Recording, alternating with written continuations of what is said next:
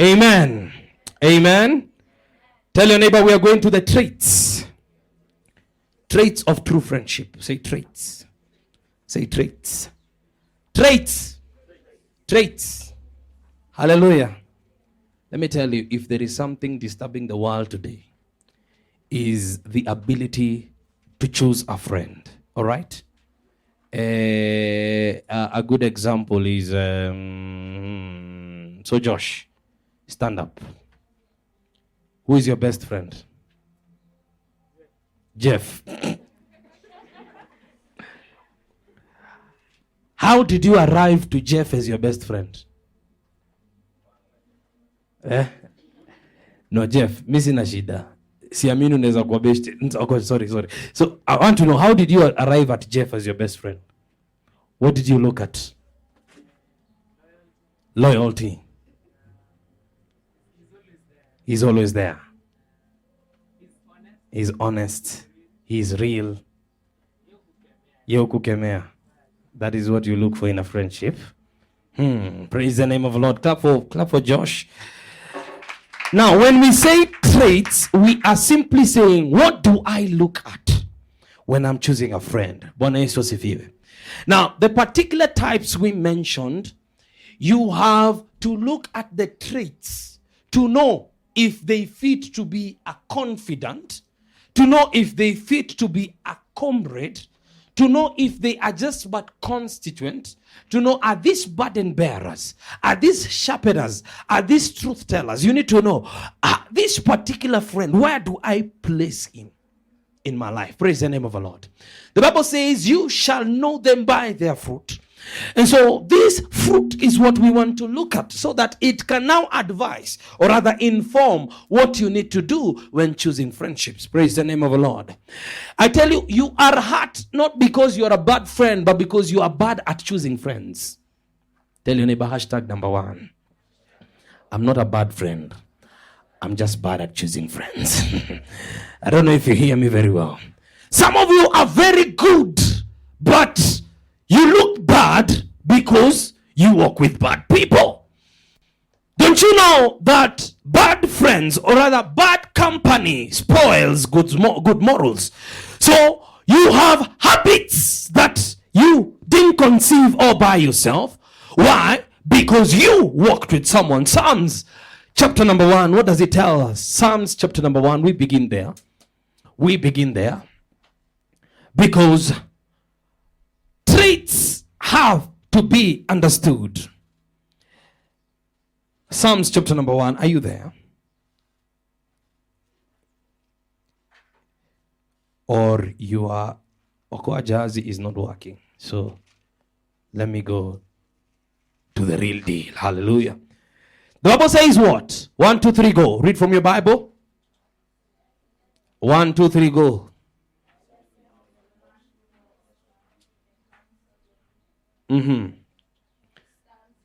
I thought it's a memory verse. Just say, blessed is the man who walks not in the counsel of the wicked, or stands not in the way of sinners, nor sits in the seat of scoffers. But his delight is in the law of the Lord, and on this law he meditates day and night. Praise the name of the Lord. Hallelujah. Hallelujah. Now, the first thing that you need to understand, as I read that scripture, I was trying to say that if you have friends doing a particular thing, they have the ability to influence you towards that particular thing. Now, when the scripture says, blessed is the man, it began to anoint the blessing that comes with proper associations. Hallelujah. Now, associations are explained in terms of what we call postures. Now, there are 3 postures that we need to have in our associations. So before we begin on the traits, let me just explain this bit. There is a posture that we call walking with. It is a Hebrew posture that connotes to a level of friendship. So blessed is the man that walks not.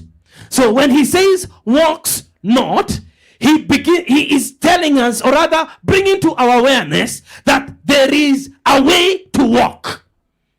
But the one given as an example is an example of a way not to walk. And so he says, in our walk of life, we need to have an association that is consistent with what God wants us to have. So he says, blessed is the man who walks not. So this is simple, literal association. But it enters another level whereby you do not even sit. To sit means to give them more to give them more attention. So to pick from them now. I'm imagining, come Evelyn, come. I'm imagining this is Evelyn. And so when we meet, we meet, then we walk and talk, okay? We just walk. We are not really very serious or anything. We're just walking, okay? If she's used to that, the day I say, sit down, I want us to have a chat. What would that do to you even as you listen to me? You will tell me this particular place, this story has just got serious. Amen? If I ever called you and said, I want to see you on Tuesday in my office for a sit down, will you sleep? Come back, my friend that we work with. Now, sit there. Now, listen. That walk was simple association. But when it begins to go to a sit down, there is a depth of deposit. I don't know if you hear me. So first was simple association. Secondly is depth of deposit. And so now, when we are walking, we can be distracted. But when we are sitting, we give you unlimited attention. And so most of us, we began with simple associations that graduated to depths. And so when it got to this depth, there was deposit. Now, the next point he says stands on the way of sinners. Meaning there has been an assimilation. So we associated, we entered a depth. Now I'm like you because that is your way. You remember when God says that you know my deeds, but Moses knows my ways. So standing in a way, it means you have been conformed to that way. If I look at Joanne today, the lie of the enemy will be she is her own person. No. You are a product of people you have met. However you behave. Some of you never used to chew gum. Literally. But umekanam say, ana chew gum like every other time. So it came to a point they say, ukona gum. Ukona gum. They started chewing. Some of the behaviors you even exhibit, they're not yours. It's the people you've stayed with. That's why I tell people you have to choose wisely. You stay with an emotional person, you keep crying. All you've seen them do is cry. You don't know how it gets to you, but have you seen ladies that ulikuwa umetoka ushago juzi, hallelujah, you were not twanging, sindio? And then you met with Michelle, praise the name of the Lord. And he said, hi there. And then all of a sudden, Okishagi disappears. And then you start saying, hi there. Hata ukirudi home wanakuuliza, ai, ulikuwa unaongeanga hivi? No. There was an association that came to a depth of deposit that led to an assimilation. What we call, you have now been conformed to that person. Praise the name of the Lord. The devil knows that the only way he can get to you is if he can send somebody who carries his agenda and deposits it to you. We are all born again because we had a friend that spoke to us. They may have been old, they may have been young, but somebody spoke the word out of love. Hear me very well. These things, these postures are clear. And sometimes you have to evaluate, where am I with this? You never used to go back home late as a young person. Your mother never used to ask, why did you come at 6:30? You used to be there by 6. And then a friend told you, kwani wewe ufungiwa hadi leo? I know I'm going somewhere now. Praise the name of the Lord. Bwana Yesu asifiwe. So you know that one friend who is always ahead of you in terms of they know it all. Sindio? Si alikuuliza mpaka wa leo au atumuzwe? No, sir. Good. Mpaka wa leo mpaka wa leo bado unanunuliwa nguo na madhe. So you went back home, you even nearly abused your mother. Mr. kununuliwa nguo kama mtoto. Sawa mzee, jinunulie. Ndio ka realize bado wewe ni mtoto wa mama yako, si ndio? Hallelujah. You need just one person to change your way of your thinking. You need just one friend to corrupt you for life. I was introduced to alcohol by a friend. They used to call him G. His name was George, but they used to call him G. He's not born again even up to today. But I remember I'd suffered a serious breakup. And then G told me, because G was the reason of the breakup. Now, this is how it goes. Somebody took away my girlfriend. Are we together? But that someone, listen, that someone is my friend called G.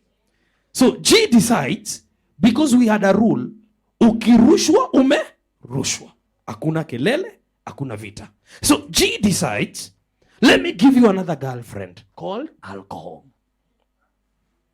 So G took me to a pub called Nomads those days. I can't forget the name because that day was my first time when I was really drunk. So he didn't tell me this spirit awikunywi kama maji. I was in a hurry to finish it because I wanted to finish what I was feeling. And so I went home. It was a long walk home. When you take alcohol and the sun is scorching at the top of your head, it is a long walk home. You could be going where this car is, but you will get there someday. Hallelujah. You need to hear me, people. I didn't want alcohol. I didn't even know that it tastes that bitter. But from that day, it's like I was introduced to being a G. You know what? I don't care. You can rip my heart. As long as I got my alcohol here, okay? And so I was wondering, what is this? I started drinking. I became a serial drunkard. Let me use that word. Because now I never even used to get drunk. In this case, you can take too much alcohol to a point you don't get drunk easily. And they call you guzzler. Do you hear me? So listen, I was in a place where I needed a friend, but I associated with an enemy. I don't know if you hear me. I begin to receive deposits from the enemy. I, for a moment, became like the enemy. And I started hating the sight of ladies. They were nothing to be looked at. They were all nonsense. So anything I told you when I was drunk, I was not serious about it. You remind me that, see Jimmy, yesterday you said you loved me. I was drunk. I think I was talking to the alcohol, not you. I don't forget those statements because there's someone it hurt so badly. Hey, the day I got born again, I had to really go back and say sorry. Because at times we are good until you have that one friend you call a bestie. Some of us are products of pressure. The pressure to fit in. Because a friend has raised the standard. And you feel like you need to walk in that standard. And so your family is not well off. But you want sneakers like the ones of Jean. Your mom is saying, son, I want to buy you those sneakers, but I can't do it right now. Allow me some time. Then I'm going to buy you the sneakers. We are struggling with your school fees. Let's finish your school fees. Then we get you them sneakers. But now there's a problem. Because you want to come and tell Jean we are in the same situation and scenario. Because you want to conform to the posture. you start saying that my mother doesn't love me. And some of you, that is how you dive and you start saying, you know what? I think I'm depressed. Why? I speak to my parents and they don't respond. Look at your neighbor, say, neighbor, blessed is the man who walks not, who does not stand, who is not conformed to the ways of sinners. Praise the name of the Lord. Tell your neighbor, there are traits you need to check before you conform. Number one, true friendship is born out of love. 1 Corinthians 13, 4-8. Tell your neighbor, true friendship. Tell them, true friendship is born out of love. Listen, I challenge you today to look at your friend and ask them if they love you. We have perverted this word and we think it means eros alone. But now I give you the 4 so that you stop behaving like you don't understand it. Listen to me. I can tell Evelyn, I love you. Because at this point, I am not conformed in any way to patterns of what the world has tried to bring out love to be. Because that is not love. Now, the 4 text tells us that I can never be a friend to anyone if I don't love them. If I don't love Jack, I promise you I can't associate with him in any level. True friendship is born out of love. Do you love your friend enough to ensure that all is well with them? The Bible says here, love is patient. Are we together? So, if true love is born out, if true friendship is born out of love, then if you define love, you will know what these people have to show. Number 1, tell your neighbor it is long-suffering. Say it is kind. It is not envious. It does not parade itself. It does not puff up. Continue. Just give me the other version that I had. Because English, Ruditana. Yeah, go back. Verse number 4. Say, love is patient. Love is kind. Love does not envy. Love does not brag. Love is not proud. Continue. Love does not behave itself inappropriately. It does not seek its own way. It is not provoked. Does not take account of evil. Does not rejoice in unrighteousness, but rejoices with the truth. Praise the name of the Lord.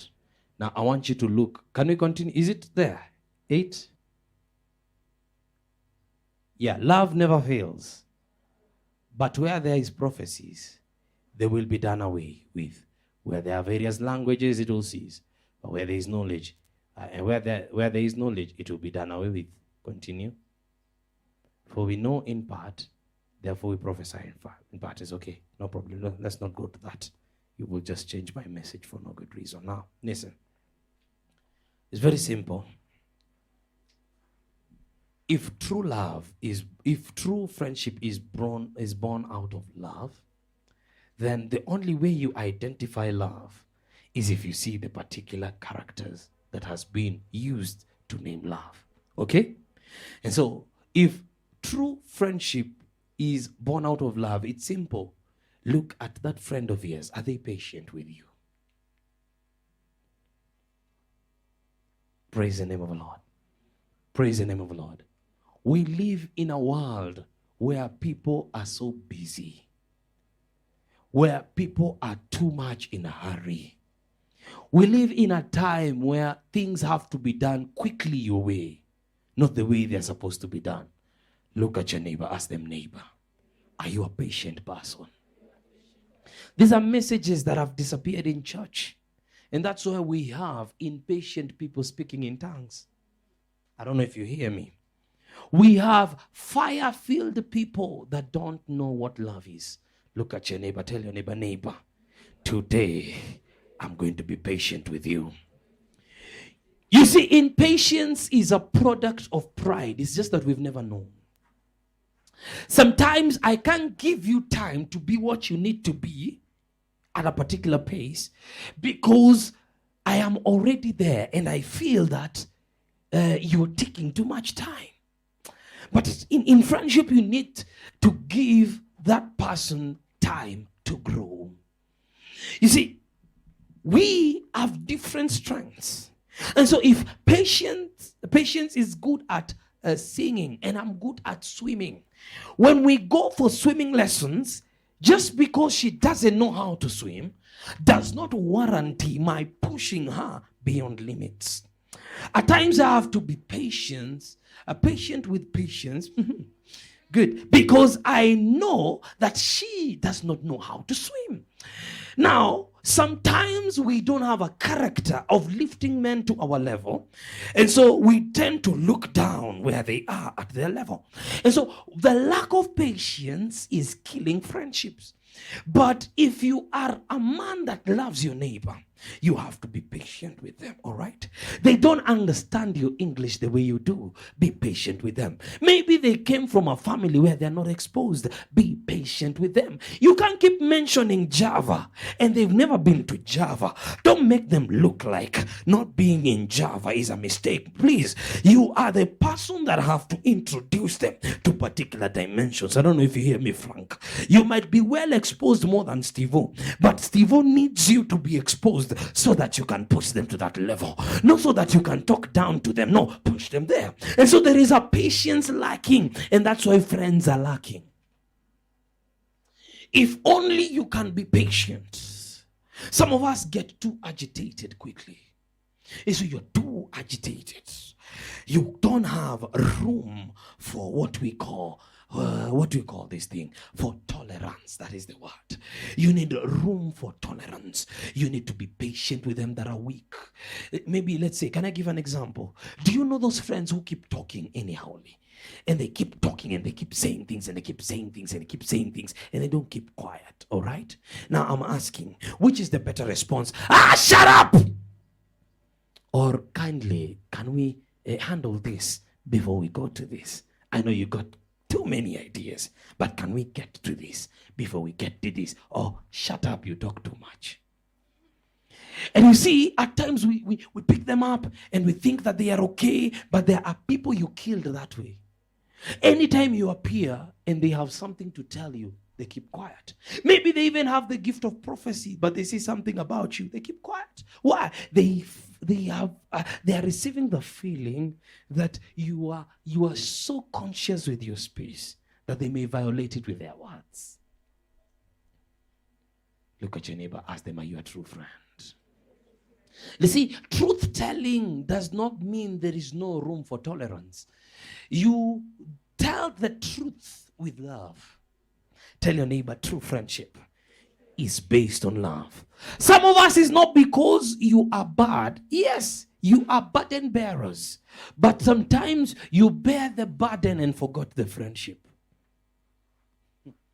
You're so much in the business of the burden, not the person. Listen, there is the person and the burden. If you can interact with the person, you can bear the burden. Listen to me. Man is a soul. And we can never avoid the soul because we cannot relate in the spirit. I don't know if you hear me. Where we have emotions is the soul, not the spirit. And so we can't be friends in tongues. We can't be friends in the spirit. In the spirit, we have a unifying factor, the Holy Ghost. And at this point, that is different functionality on earth. We are a soul.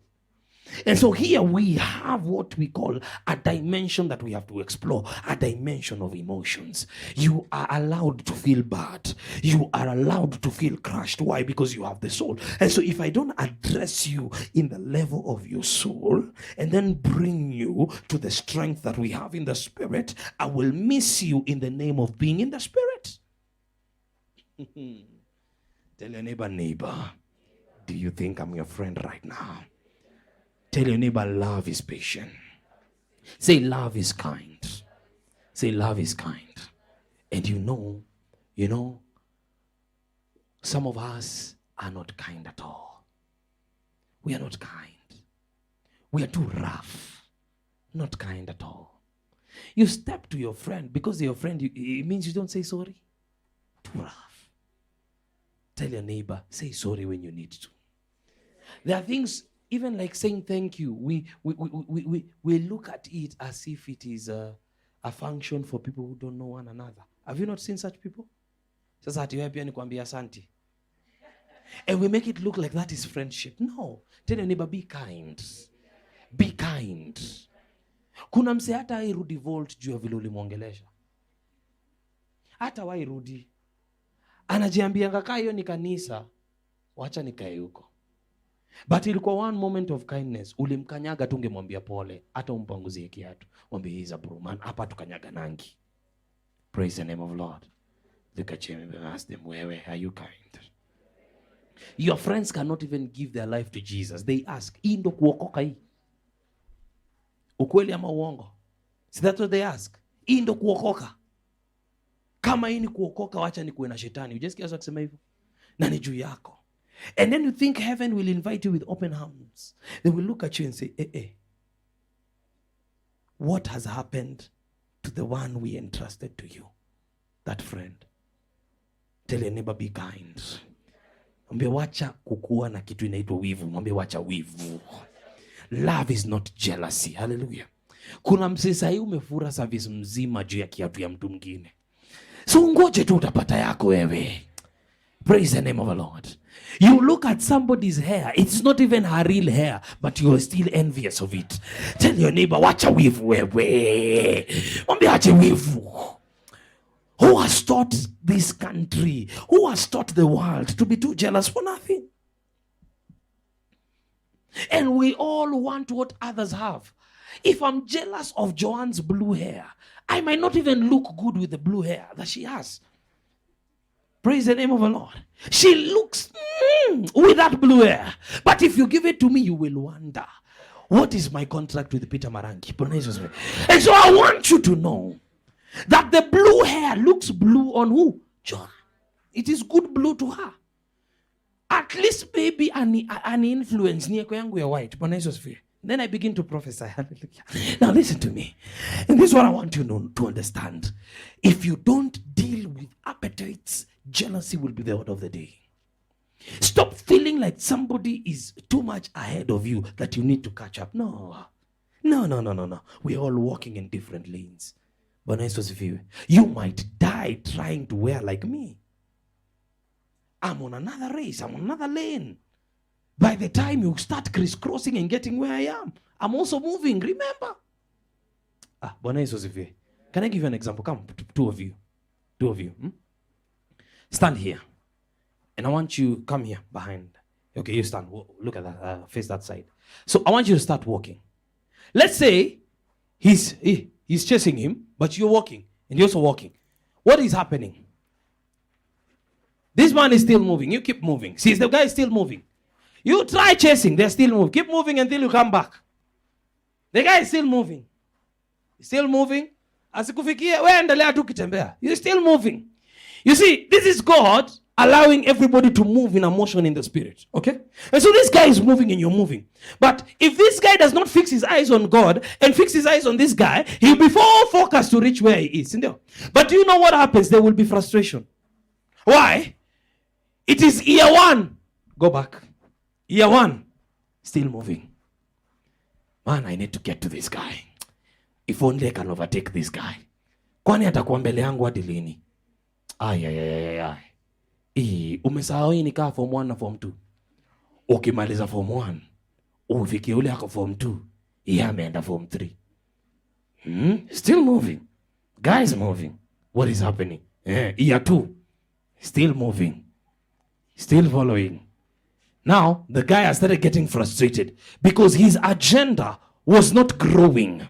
We will all go through these levels. His agenda was overtaking this guy. But God is not going to stop this guy because you have an agenda overtaking. It is in Kenya. You can sit down now. It is in Kenya where we have been taught that everything is a competition. And that's why you even speak. Have you ever tried to even bring out a point to one of your friends? Niaje tukule tanuri. Now, pale pa kukula hata si kitu ya argument, ndio? Tusikule tanuri, wacha nikushow base ingine hujawaiona, sawa? And then unamfuata mnapata hiyo base imefungwa. Si ndio? Because umse alikuwa anataka place ya kukula aspase, alikuwa anataka kuonyesha hata anajua limu. Bwana Yesu asifiwe.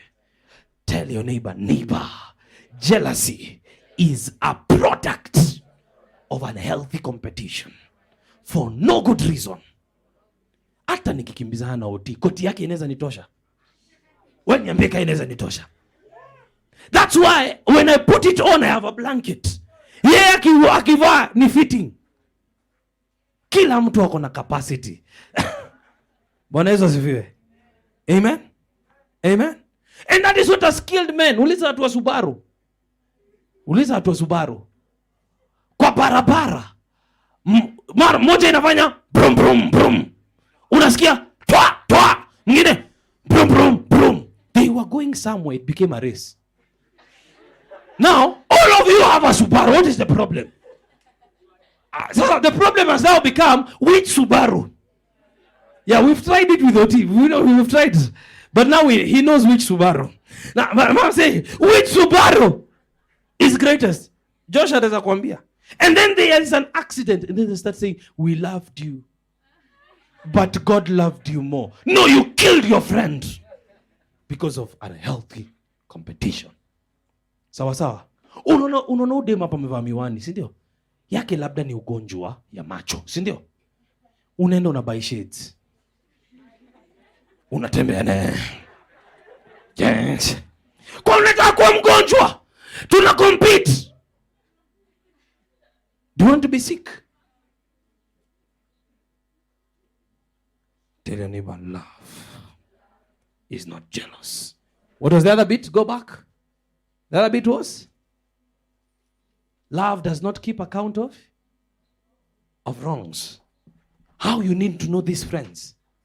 Let me tell you, there is no one as dangerous as a man who has a record of what you do to them. In fact, he's a present day scribe, writer, keeper of records. Ati, wacha sasa nikwambie, January 25th, ukaniangalia na macho ya side. Aya, 27th, ukaniangalia na ingine. Ukanilenga. 29th, uliassume hata mimi si mtu wa maana. Wacha sikwambie kenye ulifanya 30th.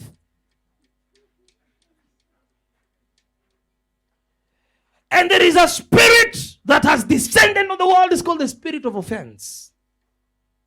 Wacha isikuwe rahisi kuofendiwa na vitu ndogo. Sasa kuna watu hapa ati amuongelesha rangi, unakalia. Alafu ina happening that every time unataka kitu ina happen, ile siku mmekaa pamoja, pastor anashinda akisema tell your neighbor I love you. Na mwongeangi simkuru mnataka tell your neighbor I love you. Mnasahau if Lina anapanga two small groups anakuweka na huyo msee. Alafu anaweka wewe leader na wewe assistant wake. Na mko fiti. Mko tu. Mko tu. Mbona group yenyu isongi? Nilikuwa nadhani nani anafanya. Na wewe si nani alikuwa anafanya. Because kiburi imejaa. Wana Yesu asifiwe. Mwambie hizo accounts of wrongs, you have to drop them. Some of you today you have to drop things people did against you. Kwani wewe ndio umekosewa dunia mzima 2022 peke yake? Wewe unajua watu wangapi kwa dunia? Imagine kila mtu kwa dunia amekosewa. But pasi alinishow mimi ni mnono so kuna vitu zinafikanga unasema not worth my time. Some of you, your brain is busy waiting to see what other wrong can you keep to account.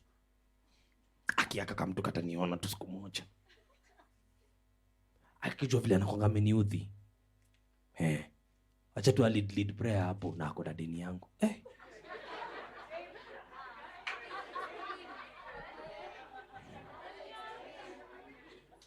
Tell your neighbor. Shadila handro boziaka.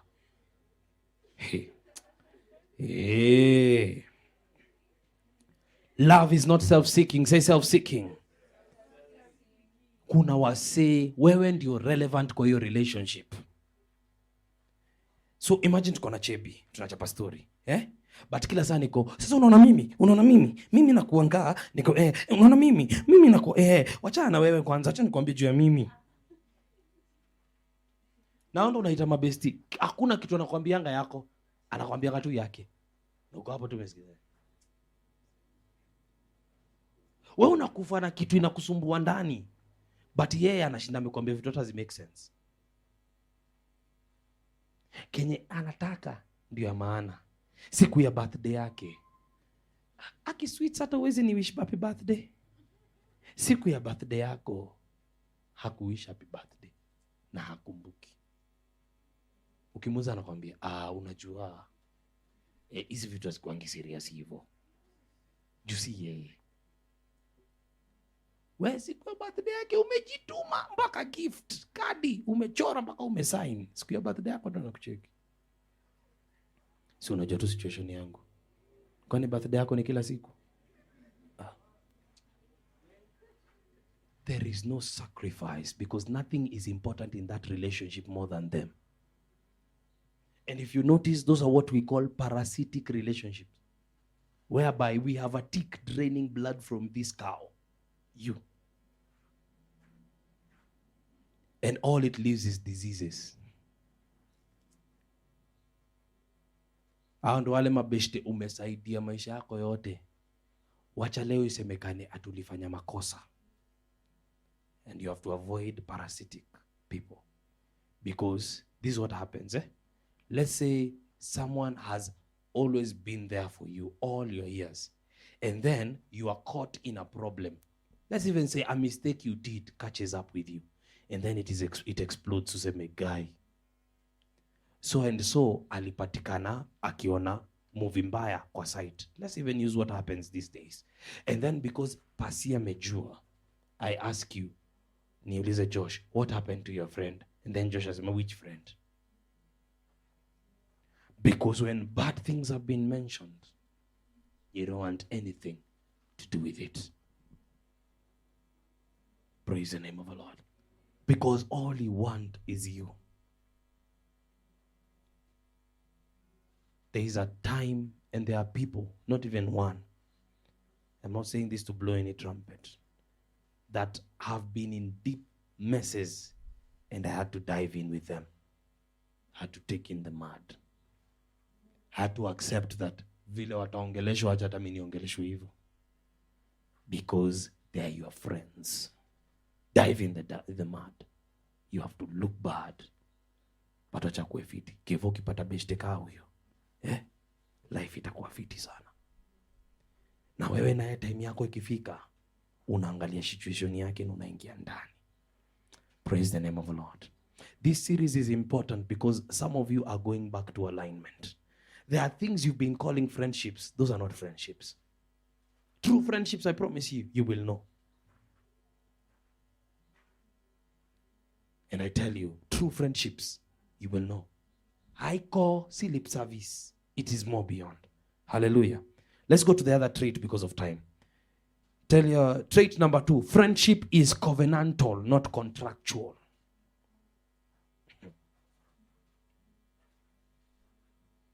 Will take me back to the was it 1 Samuel 18?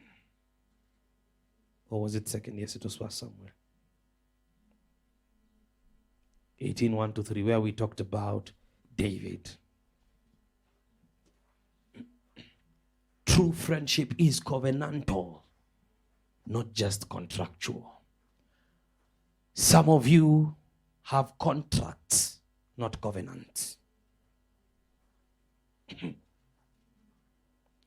A contract, a true business person will tell you, is an agreement that lasts upon the binding agreement of limited time. And so it's bound to break at some point. For it to continue, we need to renew it. Covenants are not broken. They are bonds. You live with them. One of the things that Jesus did, he covenanted with us. The cross was a bond of covenant. It was not that he's going to save us for a while. He's saving us for eternity. Praise the name of the Lord. And the Bible says, when he had finished speaking to Saul, the soul of Jonathan was knit to the soul of David. And Jonathan loved him as his own soul. Covenantal friendship is when filler is introduced and there is a knitting together of hearts and souls. And the knitting together is most solemnly bound by what we call an oath of confirmation. The oath of confirmation can at times be in the way of words. Now, when I got married to my wife, I gave an oath of confirmation that marriage is covenantal. And the same way, we are not getting married to each other in this case, but you have a friend to whom you are taking in to be a confidant. And so there has to be an oath of confirmation that all you have confided in them will remain with them. You see, contractual agreements have a period to which if a specific objective is met, they disappear. And that's why I've had people saying, we are friends for seasons. Ati walienda, season yao kwa life yangu ilisha. That was not friendship, it was contracts. You people had agreed for a time. A true friend, years will pass. The other day we were in class and one of the lecturer brought his friend of close to 30 years to do the class. Those guys are old, but they still had jokes at that level. I was shocked. They had jokes and they kept reminding each other what they used to do in high school. So you remember that day when teacher caught you? And you know, this is an old man doing a lecture to us. And they are giving stories of how teacher caught them. And they are laughing in that broadcast. I could sense they're not pretending. Have you ever seen here people you know they are pretending? They are not really friends. Hi. You know this is pretense. This is not friends. You're not talking to each other. Alafu sasa ile watakufilisha umsemkide high five, high five, high five. Ndio yaone sulini lenga. Mkana mwingine. Ambie jirani wewe si rafiki. Ishi maisha yako. Bwana Yesu asifiwe. Praise the name of the Lord. Are we together, people? Yes. I told you this series you're going to get personal. We are getting personal. And so now you have to sit down and look at them. Is this a knitting together of the soul? Do they feel what you feel? Do they want what you want? Are they taking you to that place? Or are they just deviating? Praise the name of the Lord. Ha. So tell your neighbor, true friendship is fearless. You don't live with a person and it's as if you're afraid to express yourself. Perfect love casts out fear. True friendship is fearless. If you're afraid of your friend, it's because they are not yet true to you. You don't know how they would react in particular way. You can't even surprise them. They are a mystery. They sort of scare you. Have you ever seen the people you need to pretend to continue being their friends? All right? Can I give a good example? Let's say she doesn't like the truth. And so when we are talking, when there is a lie, if she gets mad for the truth, I have learned that she has a trait. Okay? Now, we can enter into some form of friendship whereby, for the sake of the friendship, I tell her nothing. All right? So, I'm living in some sort of fear of expression. Why? Because I know how she takes the truth. And so I can't tell her. And by the way, in Kenya, that is what has happened. People have loved a lie, and so that's why you attract liars. And the only people you appreciate are them that praise you. Praise the name of the Lord. Patience, you're very intelligent. Look, the smile will come. Patience, you need to work in your on yourself in terms of how you think and reason out things. Kwa lazima tufikirie kama wewe ndio tuko tumefikiria. Kiburi. Do you hear me? One day I was telling some people, I was talking to my father and I told Pastor T, Pasi, if I ever do anything wrong, don't just smile with me. Tell it to me. It's like I opened a good forum. If there is a time, let me just put that aside. If in whatever thing I do, I might preach here, you leave uploading, and then he tells me you need to improve. And so when he tells me that, I have two options. To look at this place is full and ask, what do I need to improve? Or go deep down and ask him, what did you mean that I improve? But most of the times, this is what I do. As long as he said it, I don't need to know why. I just need to change. Period. There are places you're so submitted to a man, knit together, to a point anything he says is something you need to look into. Because if I can, in one way or another, fail to listen to such an instruction, how, before we even get to rank, how am I his friend? This is the day I say this. The only way I can be anybody's friend is when I can read you like an open book. But if you still are a mystery, if that person you're walking with is still a mystery, that is not your friend. Where? They're still hiding problems in them, so you will never be able to help them. And there's another thing I've seen. If you're the only one who always opens up everything, they open nothing up to you. Run away. Those are not friends. All they want to do is data collecting maneuvers. So they know everything about you. You know nothing about them, and you call them friends. Leave. Because I don't want surprises in the future. I don't want to live with an Al-Shabaab. You kill people at night and I don't know. I need to know. Where do you go at night? It's time to sleep. Unafanyanga nini nje? You're a night runner. I need to know. Why do you come to church late? Is it because ulikuwa dunda sato? I need to know. And so we have so close lives to people that we want to be our friends. Praise the name of the Lord. Tell your neighbor, if you are too afraid to be with them, then they are not your friends. I can't live in caution. Like I have to keep holding my mouth when I'm walking with you. Because you're not yet a confidant, and so I can't say everything. I go, Mwai fika place ka hiyo. Ulikwenda kusema kitu afu kuna mse fulani ukanyamaza. Na anakuwa best yako, si ndio? Because you are afraid and you know them. You know how they behave. And you've placed them in a place. Praise the name of the Lord. Hallelujah.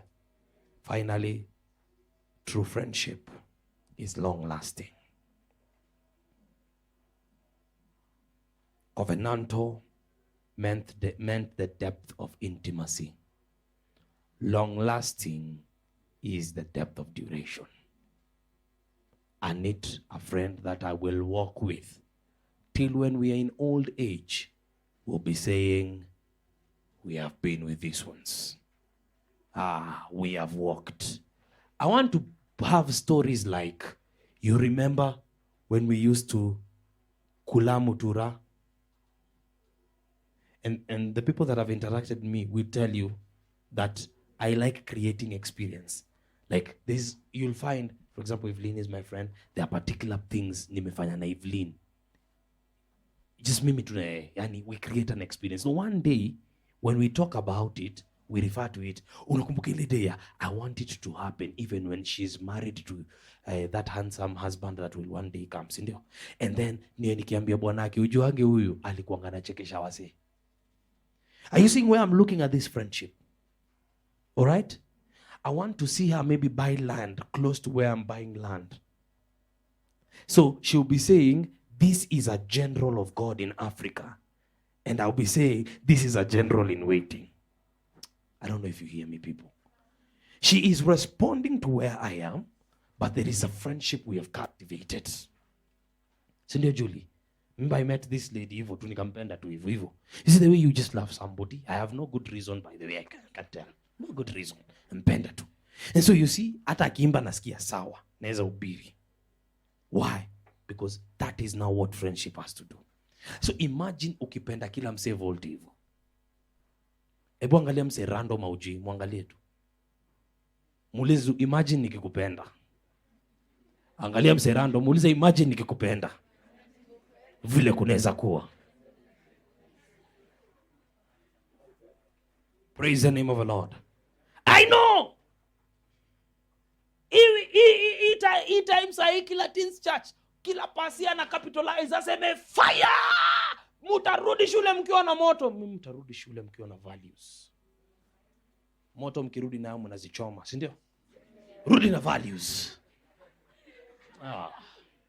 Praise the name of the Lord.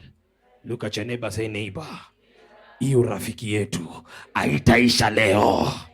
Praise the name of the Lord. Do you know why I love long-lasting friends? It has prophecy attached to it. If I intend to stay with you for long, number one, I'm saying you will stay for long. I'm prophetic. It means we will succeed. Hautakufa along the way. In fact, kuwa prophetic, anza kupanga na beste yako. Vitu mtafanya 10 years to come. Long-lasting. Acheni kuongea tu juu ya mtura hapa. Praise the name of the Lord. Let's go to the next level. Say benefits of friendship. Mimi nakuambia, by the time umalize hapa kuna marafiki utaacha na kuna wale utapata. For this thing we don't talk about them. We assume, and I've noticed small foxes that we assume in church. Just because you smile at me does not make you my friend. I even smile to dogs. It's true. What makes you my friend? Because I smile at you? No! It's deeper than that. Do you know why we have fears of election? Do you know why? Do you know why we have fears? Because we don't relate, even as a country. We can't relate. The only reason you're here is because you're looking at me as maybe a key to something. Kuna mzee alikuja hapa ni church ya Pastor T. Bwana Yesu asifiwe. Si ndio? Si ulikuja ni church ya Pastor T, si ndio? Sasa after kuna mzee alikaa mjuu hapa kuna wana ngoma wao dance. Ijaboe kaka church nyingine si mention gani, si ndio? Alafu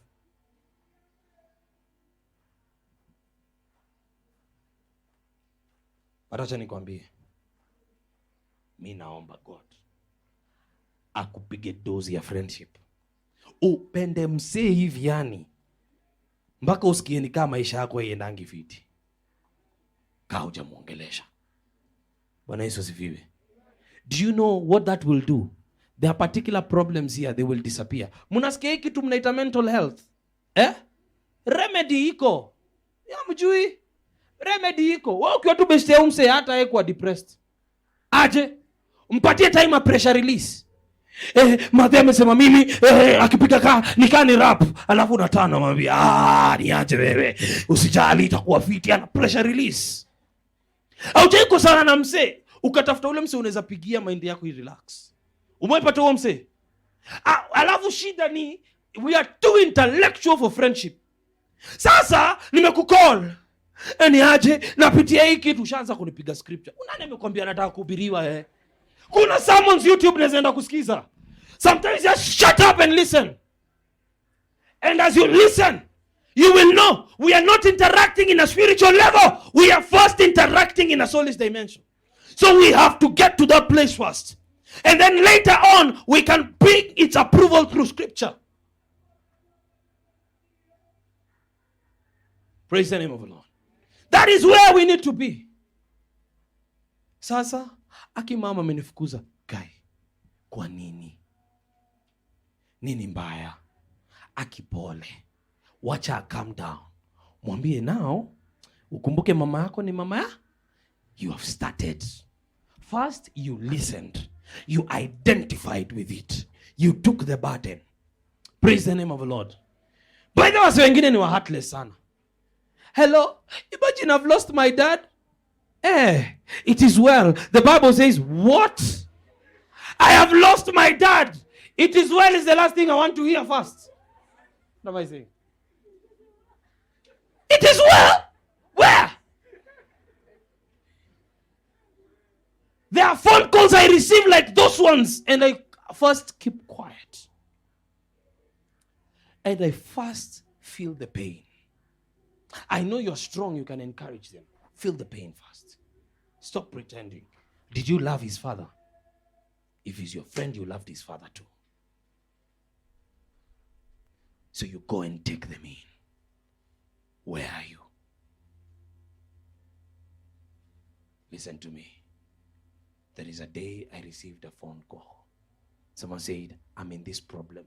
The first question was, where are you? Go up and go. Stand there. See, it is well. I'd rather advise you on your face, not when I'm on the phone.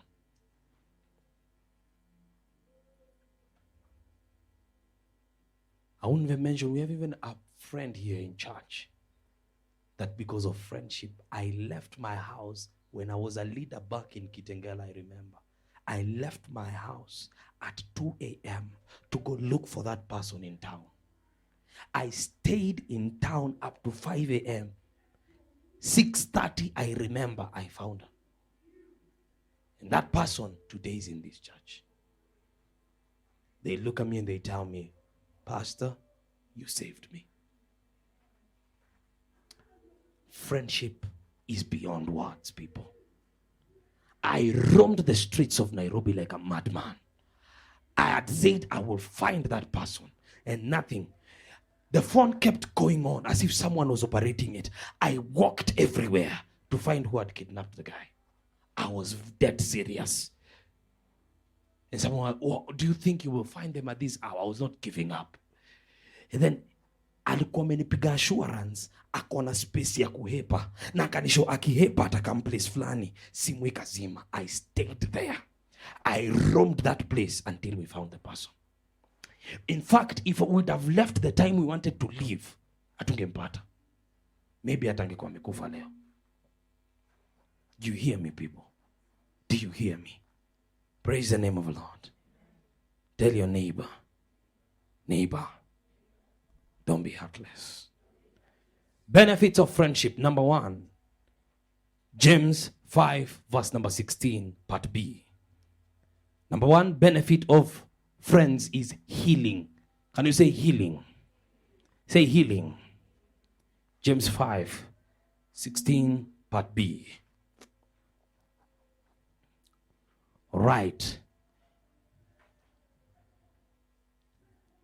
The Bible says what? Is actually part A. The word says what? Confess your trespasses to one another. Pray that you may be. People are going through stuff. People need healing. Are you understanding me, people? If we don't pray for one another, we lose the opportunity to bring healing. We are are not doing justice to this generation. I don't know if you hear me. I need to pray for Marie, not laugh at Marie. I need to pray completely for Sam. Why? Because of the healing. Now, the point was confess your trespasses. In short, speak about your shortcomings to one another. But because of the competitive spirit, nobody wants to look weak. You think if you say you are struggling and you have a problem, you become less. The day you died is the day you became too big to be helped. I don't know if you hear me, people. Speak to somebody. Tell them, he say, confess these trespasses. We all carry something. We all carry a weakness. There is a temptation to go the wrong way and you know it. But if you come and tell Jean because you're afraid of Pastor Jimmy, it's okay. You come look for your friend Jean and say, Jean, by the way, me nakapitia. And then Jean looks for a way to get your matter sorted out. Even if he doesn't need to expose you to me. But you talk to somebody. There is a lady that was about to commit suicide. Luckily, she had shared with a best friend that this thing is destroying. Whatever she was going through is really painful. And so the best friend, who was a confidant, acted quickly and gave the relevant people a phone call and said, I think so and so is on the verge of doing something. You see, she would have become a bad friend trying to be a confidant where a truth teller was needed. And so now, she called and they found the lady preparing to hang herself. The door was broken in time because somebody talked to somebody. If this lady would not have said it to her best friend, maybe she would be dead today. There is an independent spirit, especially in the church circle. Everybody wants their thing. And so it's like, unajua teaching tumepigwa za witchcraft ndio. Wakijua about it watakuroga ukufe. Pia wasipojua about it hawezi kusaidia. Yes, there is a place of discernment, a place of knowing who to talk to. But how I pray that you don't have only you to trust. From today, I trust nobody. I live solo. If God needed to partner with men, who are you?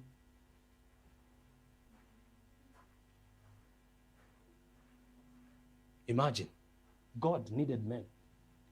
You think you don't need a man? You need. And that independent spirit is an antichrist spirit you've not known.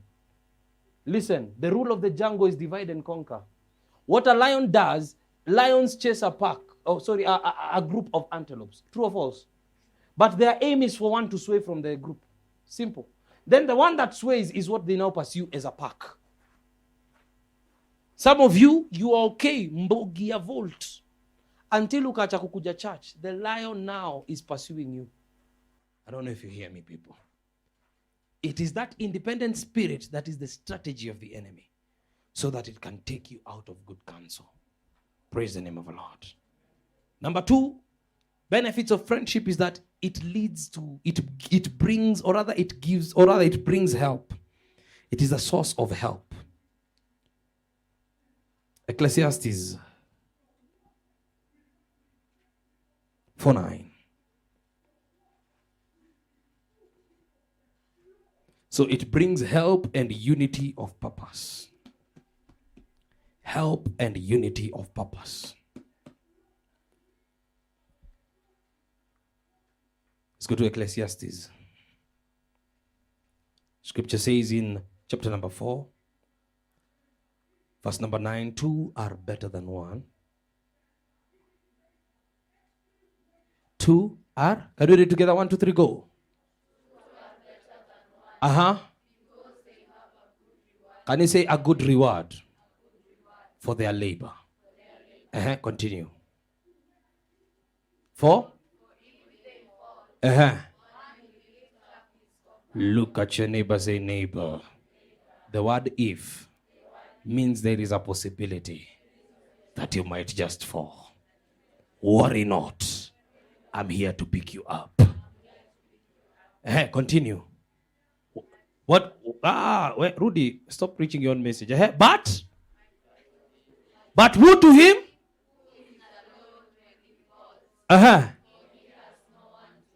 Who to him who is? When he does what? Tell them about who to you. If you have an independent spirit. Continue. Wanajita Miss Independent, Mr. Independent. That is total nonsense. There's nothing like that. If you don't work in togetherness, you're not in the will of God. Bible says what? Again? If two lie down together, they will keep warm. How can one be warm? You see how the preacher is bringing description? At this point, he's not talking just about husbands and wife.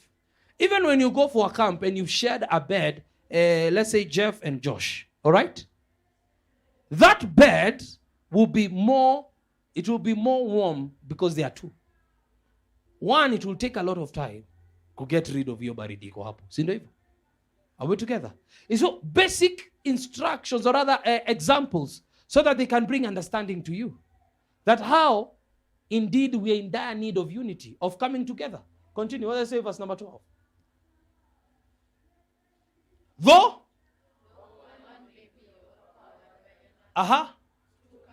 Two can withstand, amen? It's not quickly broken. If I'm walking with Kevo here, Limuru, sindio? Mse atuvamie. We can fight. Sindio? Nini wewe? Nini? Tunampika. But if you are alone, away from church security, OT is not nowhere in the vicinity. You are alone. Sindio? Wakikuja, Frank watakubit. Unless when gently. But unajua hapa kuna li wengi na si jets.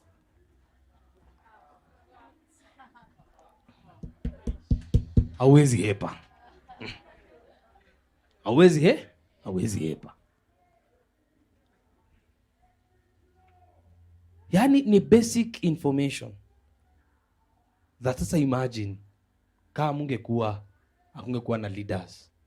Nikuje asubuhi nipandishe hii tent. Halafu ni preach. Ni lead praise and worship. Na ni preach. Nichukue sadaka niende nao. Hallelujah. Si ingeka unoma, si ndio? Kwa God anasema, hata Mose alikuwa na hizo tabia za kujifanyia vitu. Akaitwa na wazee wako na hekima. Akamwambia ni aje? Unda watu wakusaidie. Bwana Yesu asifiwe. Lakini ile kitu inasumbua Kenya leo. Through Instagram, through wapi, kila msee anataka ku make it. Si ndio? Bwana Yesu asifiwe. Amen.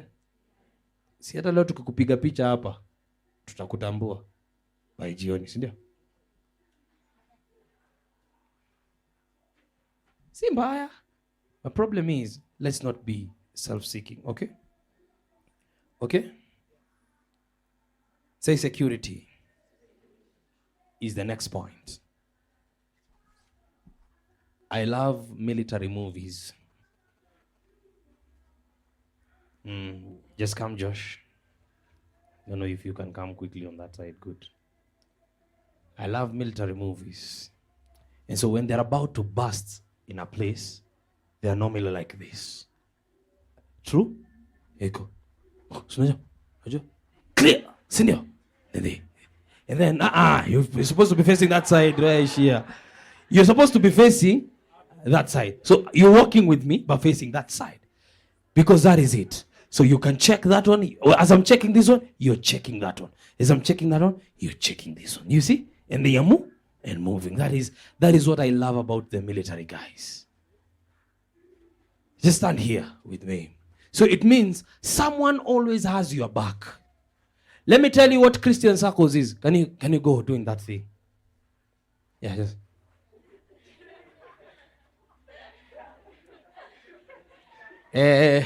Maliza, mimi nikushauri vile hiyo fanya. That is what we have today, si ndio? So juu ashaenda, si ameumia huko. Sasa wewe unakamka utero 10 10 10 10 10 10 10 10 10 10 10 10. We have what we call a superstar mentality. Kwa hii movie lazima wewe ndio starring. Wish hata ungekuwa star. Chui umse ako hapo akimove hivyo, amehave kufanya kazi mingi sana juu ako solo, but rudi akiewe. Sasa angalia huko, but na imagine akienda na mimi niko hii side, so macho yangu iko kwake na iko huko mbali nenda. Akitano huko nina tano huko, akitano huko nina tano huko, akitembea ninasonga naye. I have the back. Sawa sawa. And huyo Demia Volt tuliongea juu ya sexual purity, lakini anakanikata hata unasonga tu na yeye, unamwambia ni aje, wacha kwenda kwa JMO, atakupiga ball leo, unasonga na yeye. Unajua I have your back, I have your back, I have your back, I have your back.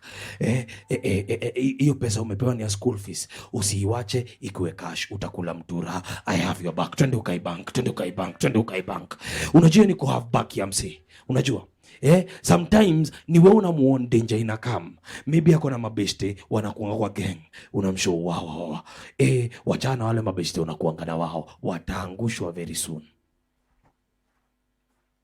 But sikiza vile watu siku hizi wanakuanga. Nani yako na ball? Sikia rafiki yake. Imagine nilijua ita happen.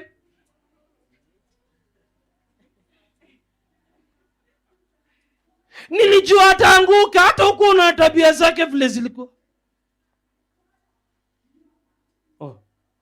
So imekufurahisha hivyo? Imekunice hivyo? Nilijua tu. Acha nikwambie. By the time mimi nitumie the word nilijua, nimekuona mara 5. Those who know me will tell you. Nakwambianga ya kwanza, unaona hii itakuangusha. Wewe kubali ama ukatae, nimekushow. Naenda. Unaona hii itakupiga. Kubali au ukatae, nimekushow. Ya 5 ikikutwanga, wewe mwenyewe utakubali nilikushow. Kuna wase nilikuwa naambia vitu sahihi, leo wanakula consequences zao. Wakikuleo consequence wao nipigiwa ananiambia pasi ulinishow. Hata si mimi nawaambianga. Unaona vile una insist kuambia watu uliwashow, mimi naambiwangu pasi ulinishow. Na sasa ile tukibonga, either ikuwa serious ilikuwa inakaa joke, either haikuweza ku accept vile inafaa, either haikukam vile msali alikuwa na expect but ilikam. And I'm telling you, most of them, especially when you are dealing kwanza leo, you see the pastors that we have here, let me deal with something that I actually realized. See, wanakanga maboys, si ndio? Si boy wako. Sijuko unanielewa? Are we together? Ambia jirani opa sisi boy wako. Na amtoshani. Ile de atakuwa boy wako, amekuua. Umesikia? Sikia hapa, sikia unaitwa nayo naambia sikuji. Wewe si boy wako? Si boy wako. Usiangalie ufupi. Amtoshani. Akikusho kitu, kaa chini ufikirie. Are we together? Sit down. Obvious, we take so many things, then we know what to do with them. Sawa? But isiwe fika mahali anakuwa ni boy wako. Hiyo tu nimeipiga hizo by the way because nimekumbuka hiyo incident. Msasa kuita mwambie zi hapana. Are we together? Labda mimi nimekuzoesha, umenizoea. Usizoee huyo. Are we together people? Tunaelewana? Ambia jirani umesikia kenye pasi amesema? Wanaweza kuwa wayang but si maboys wako. Sawa? So usijipate mahali unajibishana na mzee. Kama kamenyuria, kamenuka, tembea we. Mwambie pole, it won't happen again, just leave. Sometimes your mouth can take you to a bad place. Hivyo ndio ilikumaliza. Ulikuingia dimension, kesho inakuwa delayed for 11 years because of mdomo yako. Are we together, people? Some people have killed themselves like that. So when I heard that, I said, Uzuri yote tushaongea, whoever was concerned. Sasa, but sisemi hivyo na ubaya. Naisema ndo kama kuna mtu mwingine ajui, aelewe vile inafaa kuku.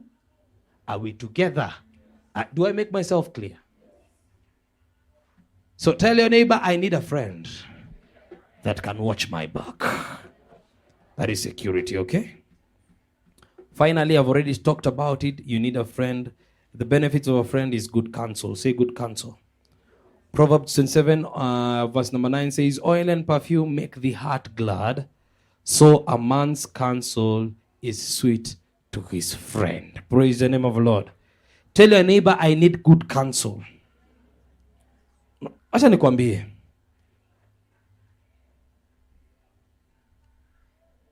One thing that is killing friendships is because at times you walk with people who can't counsel you. I don't know if you hear me.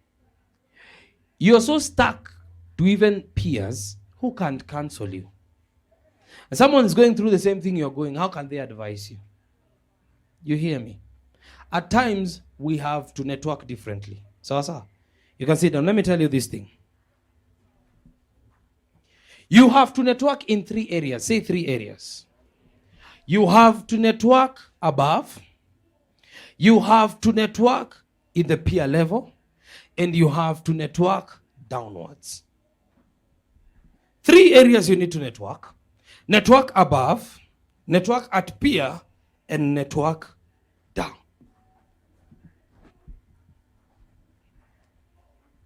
If you over network downwards, you remain a baby. All right? If you over network in peer level, you don't grow completely. You are stagnant. You may be at an adult state, but at that state for long. If you network upwards, now you begin to gain mileage in the spirit. Are we together? But all of them need to be concurrent so that there is a flow in the chain. Because at times you network downwards to mentor. Again, you network at peer level to exchange notes. All right? These are men, you're on the same level. You can't really be their teacher. They can't really be your teacher. You're just peers. But there are men who are above you. Now, those ones, you can't treat them as your peers. You listen to them. Problem is, some of us are too loud where we get to places who need to advise us.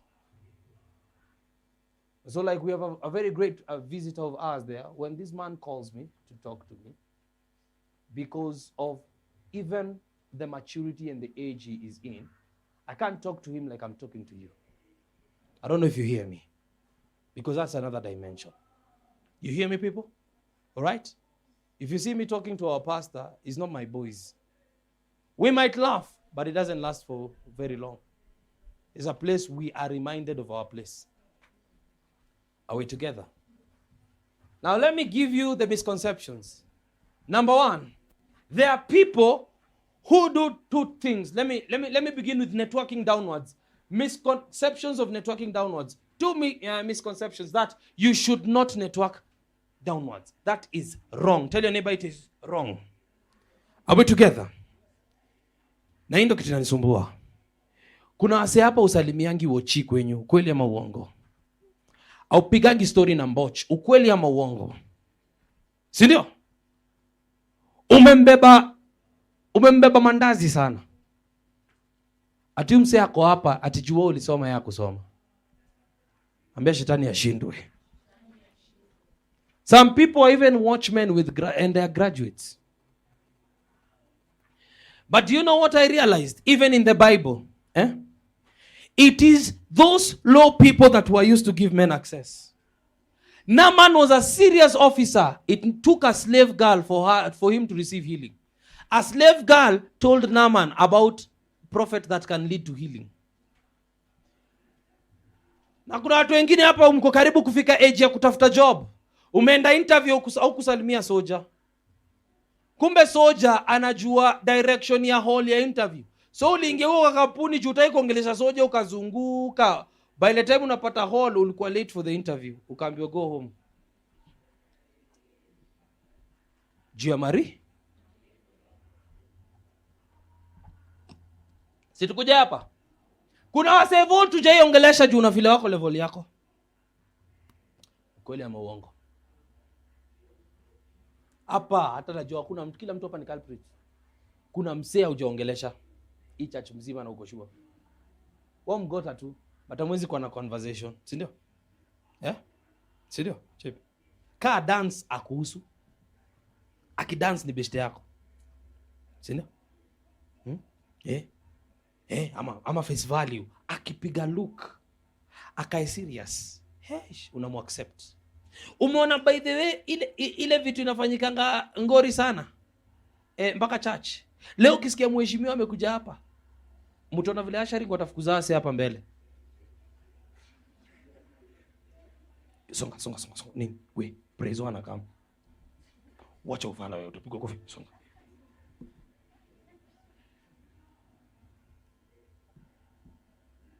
Uliza hapa kila mtu. Si kila mtu wants to meet the richest man in the world, sindio someday, sindio? Yeah. Who wants to meet the poorest? Anyone interested? Anyone interested to meet the most poor? Hakuna mtu hapa. And I've noticed it is a habit. We only network to people we think in our carnal mind can help us. Labda umestruggle hiyo maisha yote hapa. Chepi, unatafuta job na hapa kuna mtoto wa communication officer wa Kenya mzima. Ajaiji introduce juu ataki ukue best yake juu ya Kenya anaweza kupea. Alikotoa anatafuta genuine friend. Na nikatoia hapa tu. Unakapitanga. Alafu unaingia pulpit. Father, in the name of Jesus, open jobs. Open jobs. Open jobs. Open jobs. Shinda hapo.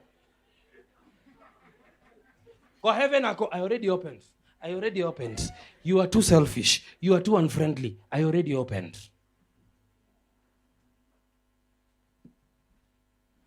Bwana Yesu asifiwe. Niliona skit fulani ya Naija. Aha. Apparently, tuseme dem anaitwa Chebi alikuwa ameacha Kevo, si ndio? Kam Kevo kuja Chebi sasa. Niwatumie ka example. So, Patience mama.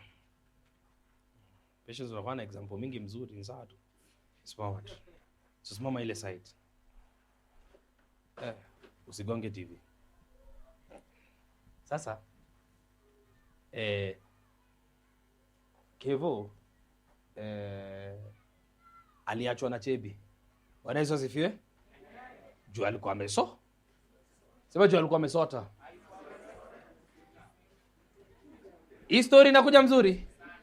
So Kevo aliachwa na nani? Wewe by the way naisema hivi, wasawa drama muipige casket siku ya exchange. Na wapea tu idea. So Kevo kumbe alienda akaomoka. So ana own hii kampuni ya mafuta, sawa? But sasa Chebi na Patience wanatafuta job. Kama procurement officers kwa mafuta. Sawa sawa. So wakifika hapa hivi Kevo hajavaa suti. So Chebi mkumbuka. Hebu mkumbuke Chebi. So Chebi anaanza kumuuliza. Okoza anasema, hello, can I help you? Hello guys, can I help you? Si ndio? Sasa kuja. Huyu ni employee wa Kevo.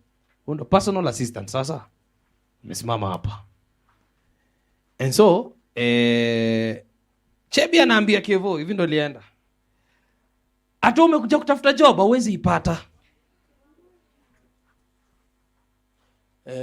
Kevo hana haraka ya kuambia Chebi nini inaendelea. So unaona, anaanza kuambia patience, niliachanga hiki kijamaa 3 years ago. Nilijua akitakuwa kitu yote. Ona sasa bado tungekuwa tunatafuta job wote. Ukumbuke hata yeye ana job.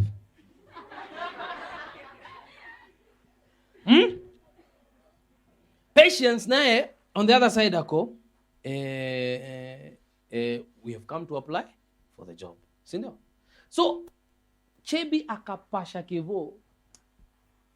Kevo akasemaje? Hii kitu sitajibu. Then personal assistant akaingia kuitisha CV, jio ndo kazi yake. Chebi akachange. Hello, I'm here for the job. I'm actually the best one. Well qualified. Mpatie ma CV. Mpe CV, si ndio? Okay, enda. Alafu akamwambia, where should I place it? Where should I place the papers? Sir. Hebu mwambie, why do I place the papers? Sir. Chebi akasikia akifanya nini? Akitetemeka. Why are you calling this one sir now? Why are you calling this one sir? Oh, I'm sorry madam. This one is the owner of what? The company. Bwana Yesu asifiwe. Si unaona mali ujinga ya watu wengi. And so what happens? Chebi anaanza kukaa nikaa atapiga magoti. But anamwambia Kevo anasema you don't need to place the papers anywhere. Rudishia huyu yake. Mrudishie. Thank you for your time. Give this one the job. No need for an interview. And my story ends there. Wapigie makofi.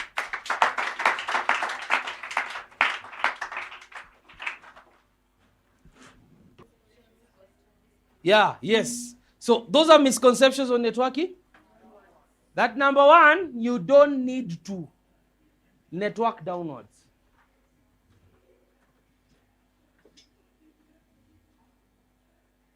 Number 2 is that networking downwards brings a depreciation of value. Those are misconceptions. Wanaongea na the who is who. Auongei na the who is not. Because unadhani the who is who, atakupeleka where you want to go. Until you can realize the who is not is the key. Bwana Yesu asifiwe. Ambia jirani wacha wakudharau vile wanakudharau. Watakusalimia na heshima siku moja.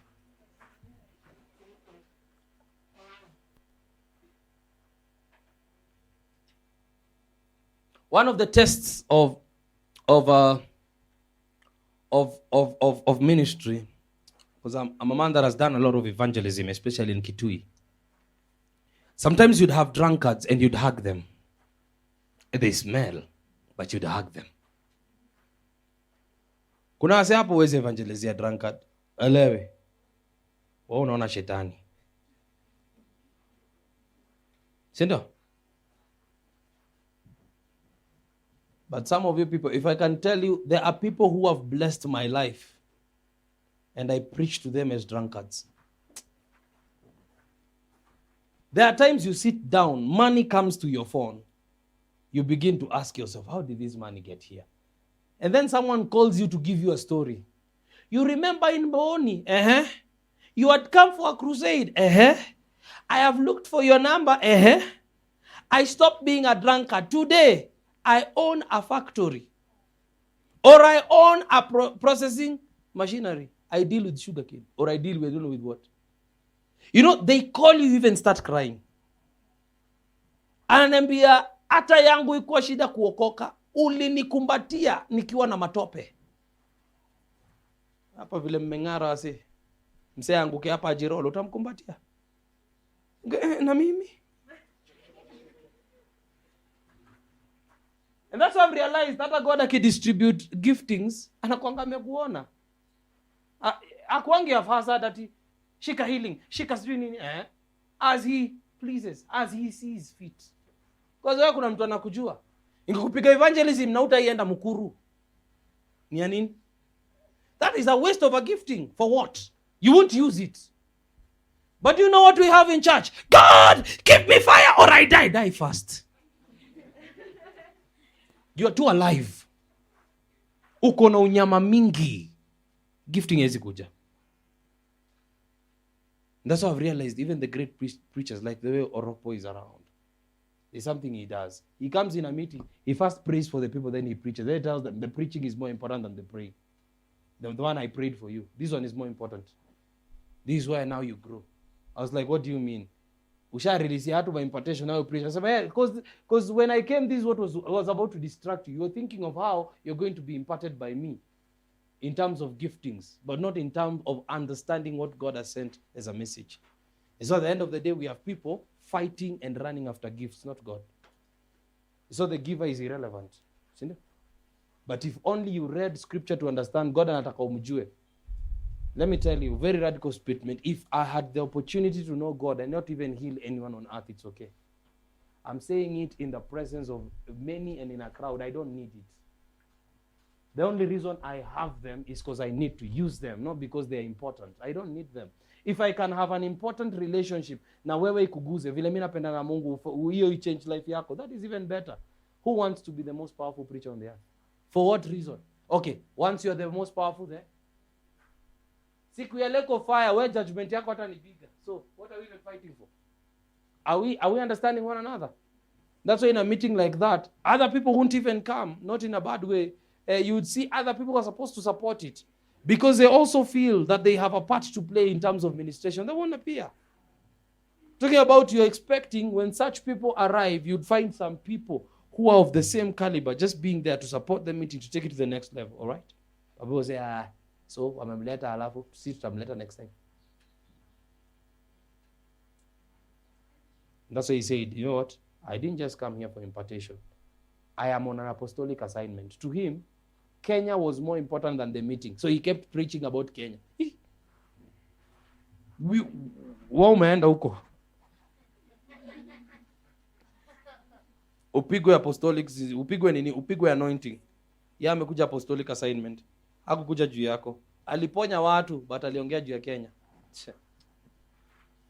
My people, tell your neighbor, you missed the point. That is what we call sin. Praise the name of the Lord. Right. Now, second last thing we're going to discuss about today. How to build godly friendship.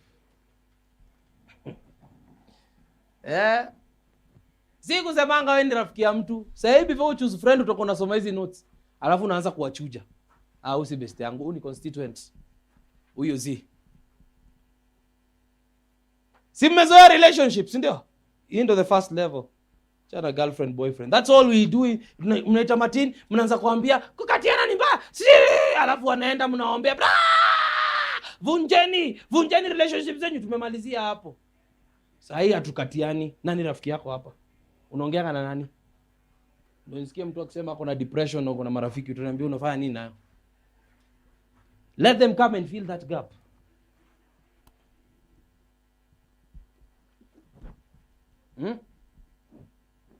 Number 1, how to build godly friendship, spend time together.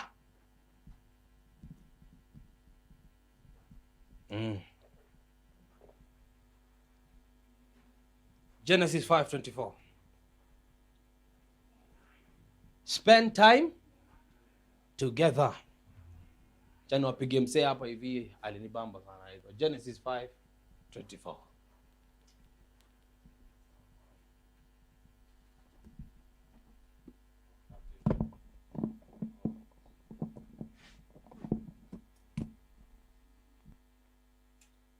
Let's read.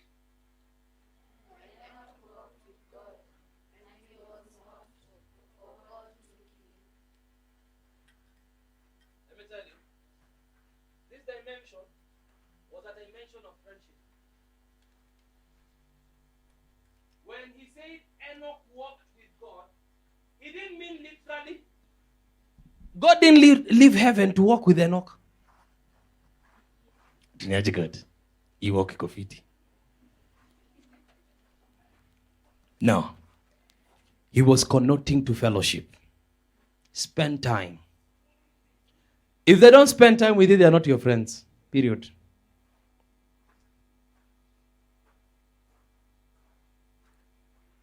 Mse wote, ile ni time ya wewe kukaa naye mjuane vizuri, anakuanga tu ako na mbio. Huyo mse hajakubali. juu anakwanga kona mbio kwenda kwa kitu ingine more important than you. Period. Ama what is important you create time for? I told you my wife is my best friend. No? And so I have time for my wife, by the way. Time, serious time for my wife. Let me tell you, yetu ni funny. Hata kama ni saa 8 ya usiku, tunasikia kuamka tukae tupige story. Saa 8. But this is one of the secrets I ambia watu. 2 AM tunaweza amka na wife, tuchape story. Aki nimekumiss sijakuona, umekuwa ma mission, nimekumiss This is not easy mambo ya kulala pamoja, hapana. Kupiga story. Tunaanza story. Na mpiga zile reve nimepiga hii wiki yote. Anambia mimi hakuna mtu nimepreachia hii wiki. Anambia akuhebu nipreachie. Yeah. Then we go to stories. Sasa tunaweza savaje Ukraine.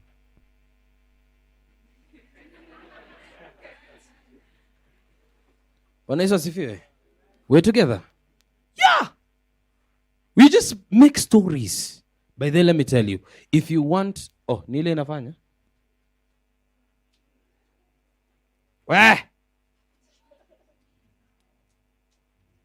Good friends are not silent.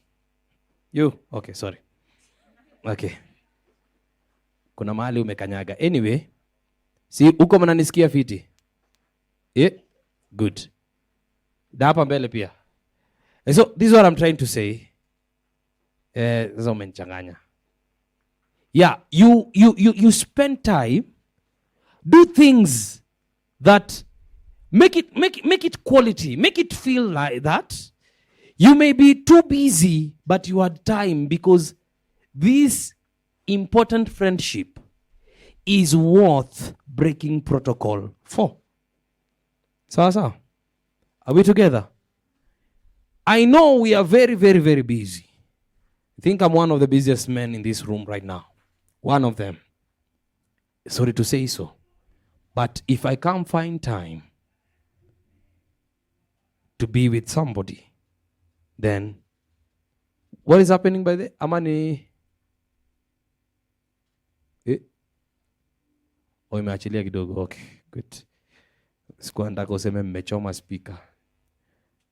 It will not be a friendly conversation with the authorities. Hallelujah. Wapigie makofi. See, they're doing a good job. See, they're doing a good job. Yeah, unajua dynamics za tent meeting ni ngumu. Manager say, yeah, we are not used to it, but the dynamics are okay. So nimesikia tutanunua fans. Hallelujah. Kutakuwa na joto. Oh my God, carpet. Kwa ile kanisa tutajenga, Bwana Yesu asifiwe. So tell your neighbor, friends. Tell them friends have to spend time with you. Are we together? The number 2 thing is that friends eat together.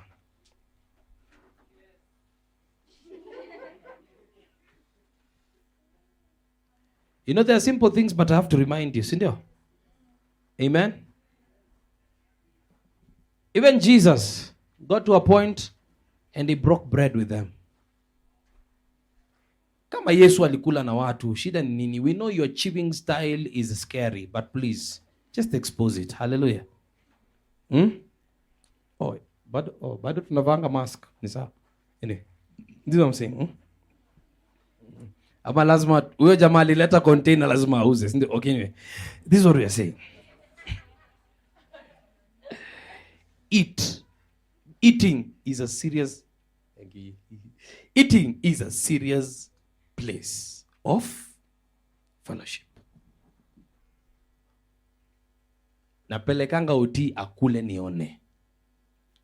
Because you know we all have different styles of eating chicken, sindio? Kuna watu lazima crush mfupa, sisemi oti. I crush, mutilating the bones, unajua? It's like it's a problem for me. How you devastate the bone like that. You've already finished the meat. There is nothing. Nini ati nimelipia. Hey, are you that broke? Are you that broke? Tell your neighbor, eat together. But some of you, mnaenda kwa hoteli and he's the only one who pays the bill. Awa ulipangi bill. Bwana Yesu asifiwe. Eating together is both ways. Go pay the bill one day or cook at home and invite people to eat. Sawa sawa. One of the best things to do, even by the time you go back to school, we need to have a cookout. Sindio? Yeah? How many agree we need to have a cookout? We just come here, we cook. This one cooks chapati, you cook the other bit. Mwingine apike chai, ikiungua, tujue ajue kupika. Because we need people. Some of you can't even boil hot water. Yeah, it's already boiled. Are we together? Chai inaungua. You know, kwanza kuna kitu devastating. Mwenda mtu akakupikia chai kwao na ikaungua. Hey, Marie, umeitikia na ubaya.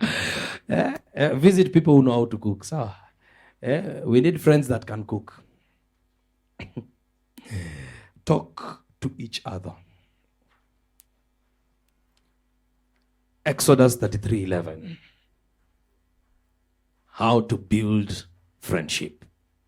Talk to each other. Najua kwa nini nasema hizo vitu zote hivyo. Bible says what? And the Lord?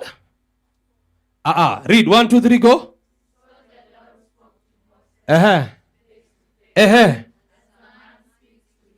As a man, even God understands the protocol of friendship. Talk to your friend. Speak to your friend. Do you know you can spend time and not even speak at times? Mulienda tu place mkaji enjoy. Amen. Like I'm imagining this year I have to look for a few of my friends to the coast just to spend time.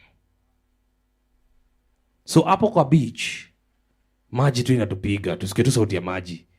Nimesikia sauti yako mwaka mzima, acha sasa nisikie maji. Just spending time. Hallelujah.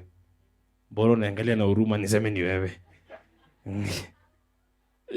Okay, but now there is the bit of talking. Talking. Talking. Talk to your friend. Mzee rafiki yako mmekumshinda naye kwa. Bole Chelsea ilikuwaje? Tulifiti hapo. Tulishinda. Those are conversations that are very boring. You even like people who contribute to a conversation. Juu umwa na wala wase ni wao wanakupigianga tu story. Alafu ukaenda wako tu alafu anasema I love my friend. He's a good listener. He's not a good listener. You just talk too much. You don't give them time to participate. It is not talk to someone. It is talk to each other. Talk, give them time to talk. That's why mimi hata conversations zangu, I can't be the one telling you things. Only. Kuna mahali nafikanga na I turn the script. I can tell you about how we do things. Umekam kwetu, unataka mentorship. Me and my wife, I like this, and then we finish. Now we ask you, how about you? If you don't talk, you are a thug. You didn't come for nothing, you are a thug. We are afraid of you. Can't be our friends like that. Akipasi, imagine vile nilikapitia last year. Uliambia nani? Nilinyamaza tu, Mungu anikusaidie. Rudi kwa Mungu basi akusaidie. Unatuambia zaidi fanye. Because how do you call it friendship? Chebi, if they kept quiet. Hiyo time yote umekuwa ukitafuta mtu unaweza kuwa respond to him in friendship.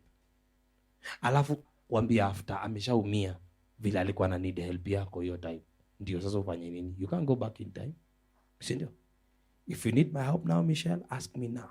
Don't wait until tomorrow. I'd rather tell you I don't have the capacity to help you than you assuming. Wala wanatumia wanaweza kuambia, mimi sipendi mzee na assume. Ukiassume tunakosana. Si ndio? Ukiassume umeninyima opportunity ya kukusaidia. You've denied me the opportunity to be a good friend to you, and you've made me look like I can't be a friend to you. Friends laugh together and they cry together. Somebody give Jesus a laugh.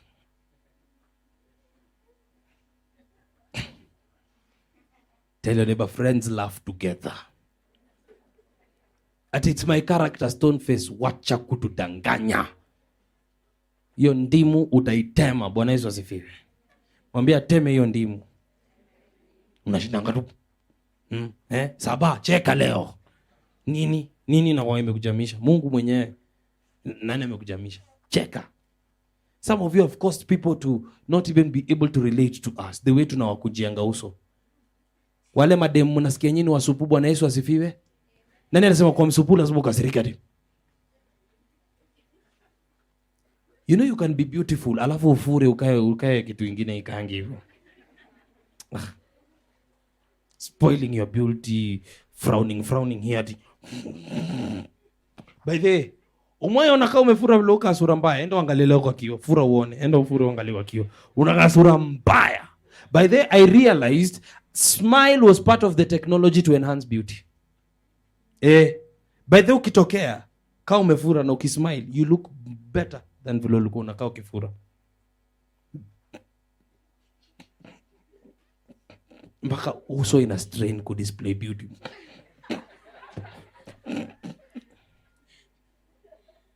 But you smile to ona sai. Niangalia tu Rachel akacheka ona. Angalia inakaa different na vile ulikaa. Si ndio?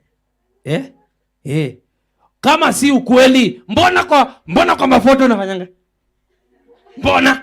Mbona? You smile is part of the beauty. Si ndio?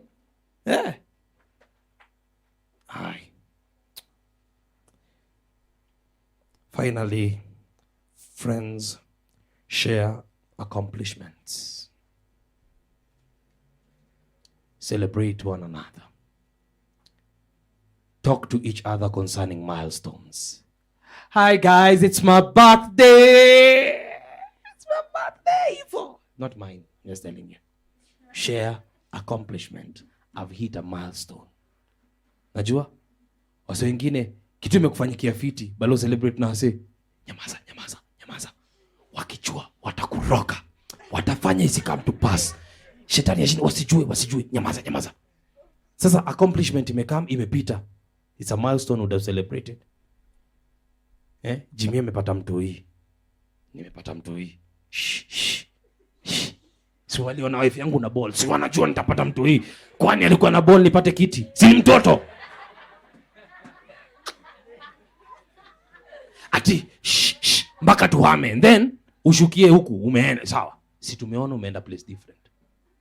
Nini ingefanyika? Nyamaza, nenda salon. Si utarudi nywele ikiwa different. Tell your people, stop doctrine of demons. Kila kitu ni shetani. Nani alisema? Talk to people. Bwana Yesu asifiwe. Share accomplishment. Kama ni birthday yako, by this juka ni siku hata I'm celebrating birthdays hapa. Kuanzia leo, leo chini watu andike chini birthday zao. Sawa? Post kwa group tukucelebrate vizuri. Na iwache kuwa serious. Ulizaliwa? Did they sneeze you out? You were born.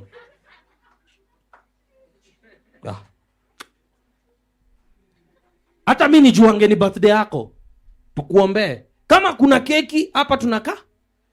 So what we will do before March ends, we will have one cake for all March babies. Bwana Yesu asifiwe. Are we in agreement? March babies were March. You may not be March, but you know, it's March babies. Hallelujah. We only have one. Hebu tumpige makofi. Kuna mwingine. Hebu simama March babies. Babies were March. Simama bwana. Ulizaliwa, we are not ashamed. Muko wengi hivyo. Hebu pigia March babies makofi. Haya, mimi sijui mtafanya aje, mtafute keki ya March babies.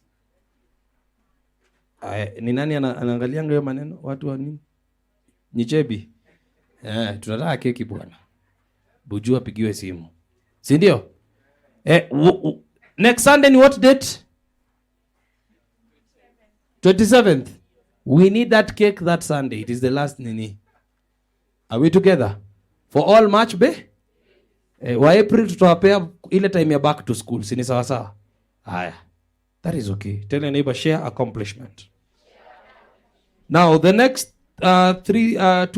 two categories, I'm going to just read them out because I don't need to come back here. Next week, next Sunday, we begin on being the friend of God. Hallelujah. Hallelujah. Are we together? Si inakuja mzuri? Haya. So sasa andika killers of friendship.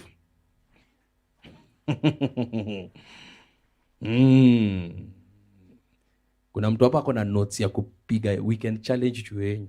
Si ndio? Ama jitadi. Mko ready? Si mnatumalizia na ngoma? Nisikia mko na ngoma. We have to celebrate our friends, si ndio? So you're going to celebrate an accomplishment today. Let them get ready, get ready, get ready. Hii DJ kit ilikuwa na DJ leo? Francis. Oh.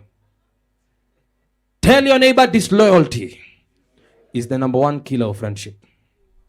Proverbs 18:24 say, one who has unreliable friends soon comes to ruin. Unasemanga ziko kwa Biblia, ziko. Tell your neighbor disloyalty. Ask them, are you loyal? There are people who are not. They respond to any wave. Why? Because they are self-centered. So they are stuck where it benefits them. So today I'm here. Tomorrow I'm here. Tell your neighbor you need loyalty. Right? Selfishness is a killer of friends. If all we do is you, then it's out of order. Number 3, which we don't speak about most oftenly, selfishness mongia nao sana so starudia. Possessiveness. Possessiveness. Loyalty is not an excuse to be possessive. There is a big difference. I can have many friends and I become loyal to all of them. Are we together? But possessiveness is another idea that is not good. Wewe ni rafiki yangu na si rafiki ya mtu mwingine wote.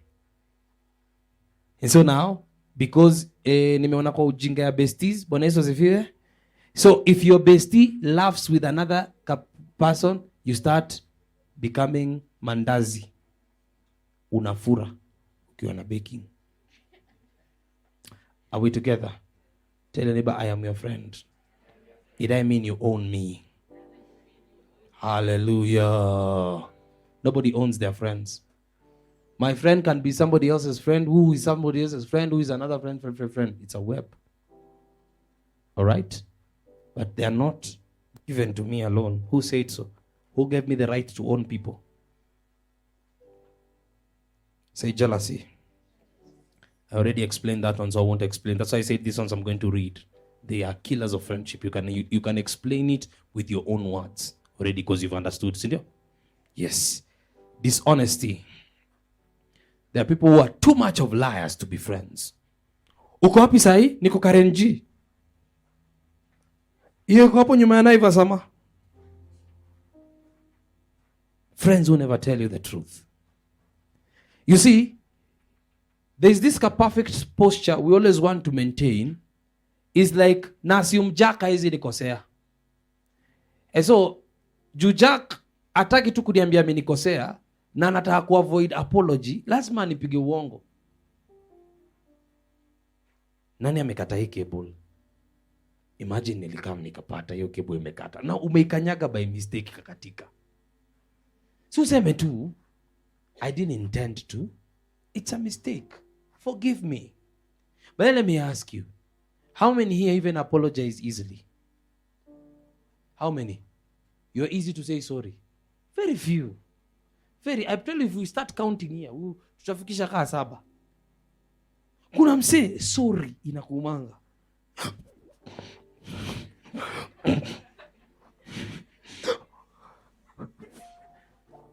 Pole.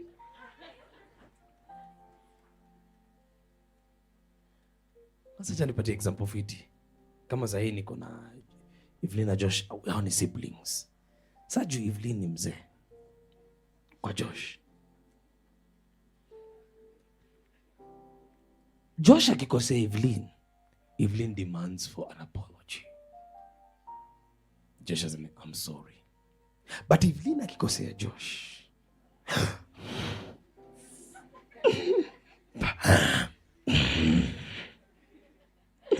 will I stoop so low to say sorry? In fact, saying sorry is a step up, not a step down. Hashtag. Right? Sorry is a step up, not a step down. He that says sorry, I promise you, is the bigger man. Apologizing is something you need to do. You don't have to keep fighting your people. Apologize for once. Just say, I'm sorry. Who has ever died for apologizing? Anyone? You just told mom, I'm sorry. Did you die? Can you die? But some of us, we feel we are the ones who just have to be apologized to. So, Joanna Kopale, you can't talk to me like that. Question is, how are you talking to them? If you talk to them, you would have set an example. How did you talk to them then? And that's why I've loved a habit I've seen with people. There's a married couple that one day carried me, and I asked them, they're called Mr. and Mrs. Maru. Mr. and Mrs. Maru, how comes you people are elderly and happy? Because, can I tell you what that couple was doing? Maybe let me speak to people like Akina Joan, because hapo mbele mtaolewa, si ndio? Do you know what was happening to these two couple? They were well advanced in age, and they used to carry me from home to work because we used to work close to each other. And they would give me a lift. It was that time I'd given up some money. Remember the story I told you? Then God blessed me with them to be carrying me to work. And so as they were carrying me to work, there's something they did. They would go reciting advertisement on TV. Dawa yenye nguvu, dawa ni dawa no. And they are old. And I was like, aha. And then I'll uliona ile ya raid. And these guys are entering, at that time they were entering their 50s. I was shocked. And you know what was happening? So one would imitate the advertisement as the other one is laughing. I was like, I was at the back of the seat. I was amazed. Acha siku hizi watu wanaoana afu kazi yao tu ni. By the way, by the time muolewe, mchange your game. Hivi tu ya kufura kwa nyumba ni tabia mbaya. It's not even godly. In fact, it is of the devil. Naambia mapema jini nimenotice na ngojanga marriage counseling ndo tuambie. Sasa tumekuambia. Mari, mtu asikukatie na ajuangi kusmile. Katoroka, mta waste time. Waste time hapa. And so now they would make advertisement. Mali walinishtua. Unakumbuka zile ng'ombe zilikuwa zina imitate in all languages. Fresh milk. So they would take one each. And so they were doing up to from Kitengela Shadi, all the way to GM. Nasikiza watu wakiimitate advertisement. And they don't do it for a day. In fact, there's a day they had another story concerning something that happened to their home, a rural home. That was the only day they didn't imitate. Something had happened there, so I can't tell you, it's just a story. So they were sorting it out, okay? But even in the sorting it out, there was a lot of laughter. So I had to ask them, what do you do? Now, this is the secret to them that are listening now. They told me, Jimmy, don't be lied to. Sisi uko sana. But this is what we decided. If the scripture says the sun shall not go down, we applied it. So this was what we do. Anytime tunakosana, we lock the bedroom. And then we put the key at a central place in the sitting room. And so we sit in the sitting room until we reconcile. If we don't reconcile, there is no entering the bedroom. And so in the middle of the night, mmoja kiburi ushuka and I apologize.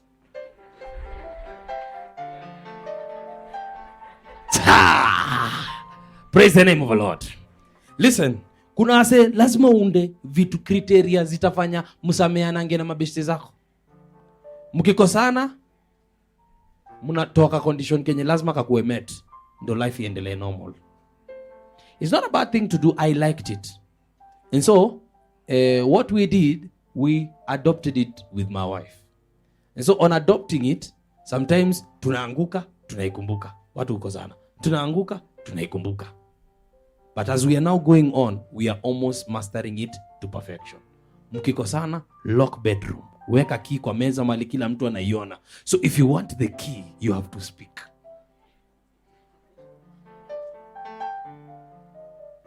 Bwana Yesu asifiwe.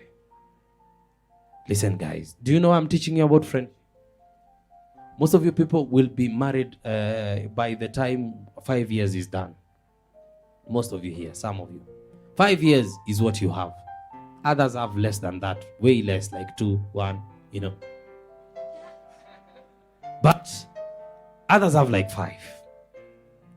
And by the end of those 5 years, this is something that is happening. This is something that will happen. When you have married or you're married to that person and you're in that house, you will need to be a friend as a spouse as well. But you've never known how to relate to friends. Do you know why it's bad to relate at this level? Like people who don't have the understanding. It's because one day friendship will come begging for attention.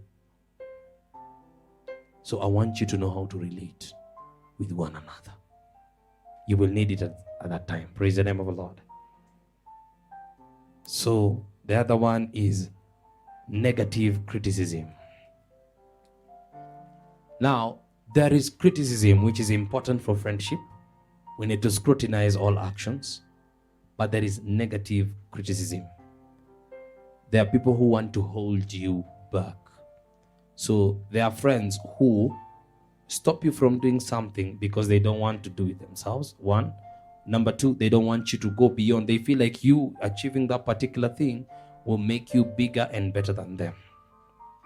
And so I'm like here thinking in myself. So let's say, let's say Esther here. Esther and Lynn are friends, okay? Cindy and Lynn. And so Lynn tells Esther, I've gotten an opportunity to go outside the country for further studies. And then Esther starts pulling the cards. So if you go, who will I remain with? At first, it looks like it's genuine, they will miss you. Until the point where it gets to say, unajua hata huko majuu watu wanauliwangwa tu. It is true. It might be a fact. At times, vitu ziwenda wrong huko. But if that thing really makes Lynn very happy, Esther has to be very sensitive. Such that you talk to them, not like you're discouraging them, but even in the encouragement, there have to be pointers to look at. And so you're like, so imagine this thing, like, Lynn, yeah, I really want you to go to the UK, but have you considered these factors? Like, number 1, where are you going? Who is going to take care of you? What are you going to do there? For what is the plan to, for how long? So what is your assumption? And then you guys go Google together what happens over there, right? Look at it. So you're like, Lynn, because some people go there and they're hijacked, what will you do in case something goes wrong? How am I to know you're okay? There are particular things that they are concerned, but others are negative criticism, all right? They just want to bring you down to their level. Most of the people who do this, they are not going far, so they want you to stay and tag along with them. Tell your neighbor, you need criticism, but positive criticism. There is manipulation as the last thing, and then we go to who wrong friends are.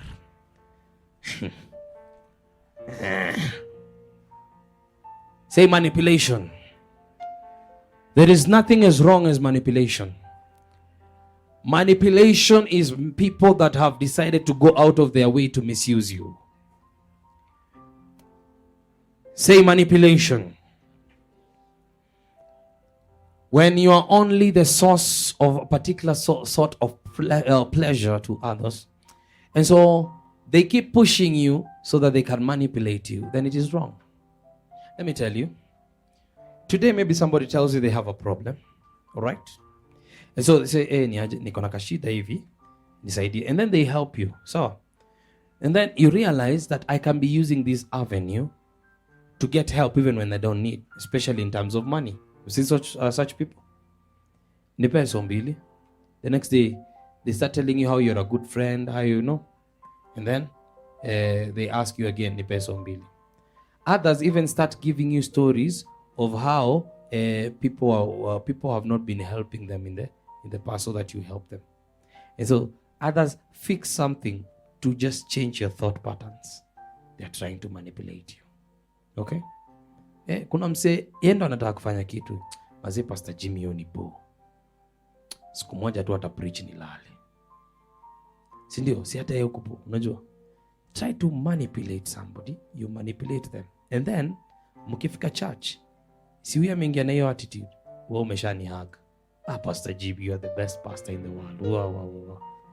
So someone didn't listen to the entire sermon because you had said miukubo. But the way many hug after hapo hata anashanga kama miukubo. I don't know if you hear me. The way people have stories to say about everyone. The way people have something that they use to manipulate others, they know your weakness. So ulimwambianga siri yako ya vile ulihata ukiwa hii place. So you feel anaweza kukumanipulate. You know? A good example, something went wrong. It was a bad deal somewhere. So anytime you want to step into any realm of or do any other thing, they have to remind you viloli hata, so that they manipulate you to do what you need them to do. Okay? Others don't want to respond to what is important. And so they make you feel like you don't also need to respond to it, because they want you to be together. Tell your neighbor, don't be manipulated. Tell them, don't be manipulated. Some people don't want to be in school. And those who are in school understand. So they don't want to be in school. And they begin to start a story that the principal eats our money. Sindio? And so as they are doing that, it sinks into you. They buy petrol and they keep telling you the principal eats our money. The lady that aided the banning of Moigal's Eldoret, you remember? The lady has been charged. Sindio? Is now in prison. All right? But I'm wondering, if he purchased the gas and the petroleum, was she the only one? How come she's the only one in jail? And that is what manipulation does. It makes you shout with the crowd, but leaves you to suffer alone. Most of us are very manipulated. Don't be brainwashed. Are we together? Because somebody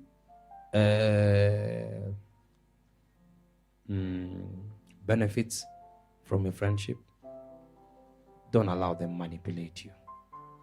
All right? When I meet Joanne, soon nipeleke quick mat. Nipeleke quick mat kila saa.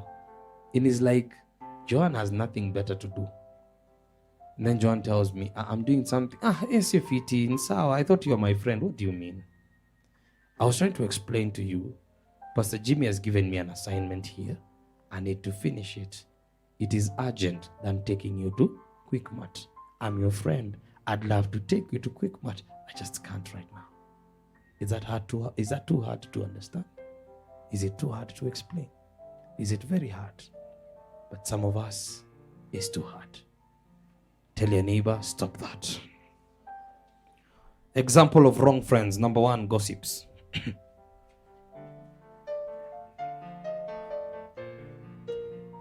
Proverbs 20:19.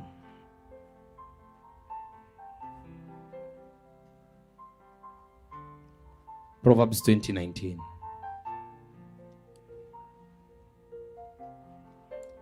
The Bible says what? Can we read it together? Read it loudly even if it hurts you. 1, 2, 3, go.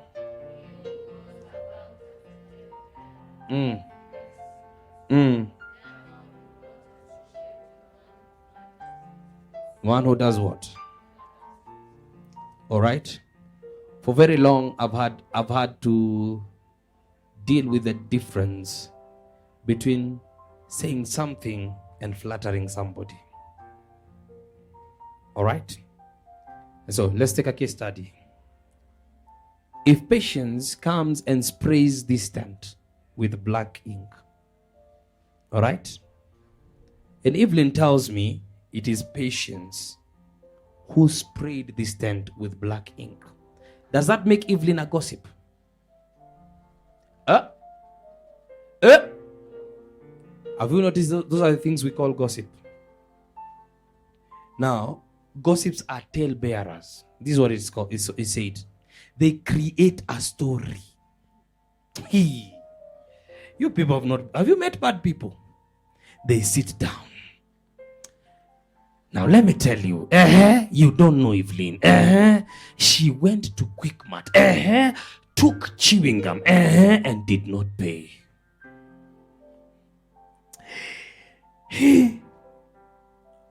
I saw her hiding it in her pocket. But I'm not telling you this kumwaribia jina. I want to tell you as the leader, that is not correct. So number one, that thing didn't happen. So I'm a tale bearer. First, I created it. Now I'm taking it. Now, flattering is, I may have been saying something that is true about you, but I don't like you.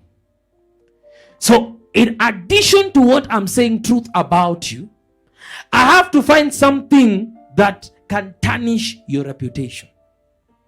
So because Patience ilisemekana hivyo na mimi nimemuita nikamwambia Evelyn said you did this. Why? So now Patience goes to Chebi. Let me tell you, that Evelyn of ours, ni snitch. Unajua? Ako na udako mingi sana. Alifanyaje? Imagine aliambia Pasi nilispray ukuta zote za church. Si tent peke yake. Si hata uliona nilispray tu tent. So wana agree naye. But alisema ukuta zote za church. How wicked can one be? That is flattering. It is because you don't know these things in English. Ndio hamjui kuzitumia. That is what we call flattering. And then you come and find out Evelyn only addressed the spraying of the tent. And there was nothing about the church wall. Those are the people you need to avoid. Tell your neighbor, gossips are suffering from a weakness, but are trying to find validation by tarnishing your name. There are some people who feel like you're going down will be there going up. So if they don't step on you, they won't spring to the next level. Look at your neighbor straight to the eye, confirm if they look like gossips. Macho yao kitatemeka, you are seated next to a potential gossip. If they keep looking at your shoe, you are seated next to a potential gossiper. Number 2, hot-tempered. Proverbs 22, 24 to 25. Say hot-tempered. The Bible says what? 1, 2, 3, go. Make no friendship with an angry man, and with a furious man do not go. Temper is a good thing to cause you to break friendship. It is a validated ground. Men that are tempered easily can break you. All right? Deal with men that are slow to anger. God is an example. He would have killed us by now. He is slow to anger. Atakampoteza idhaa yake. Some of us, we know things we do, and God doesn't like them. And we think He is pleased. No, He is not pleased with evil. If He was to release His wrath, that's why Jesus died, to settle His wrath. Are we together?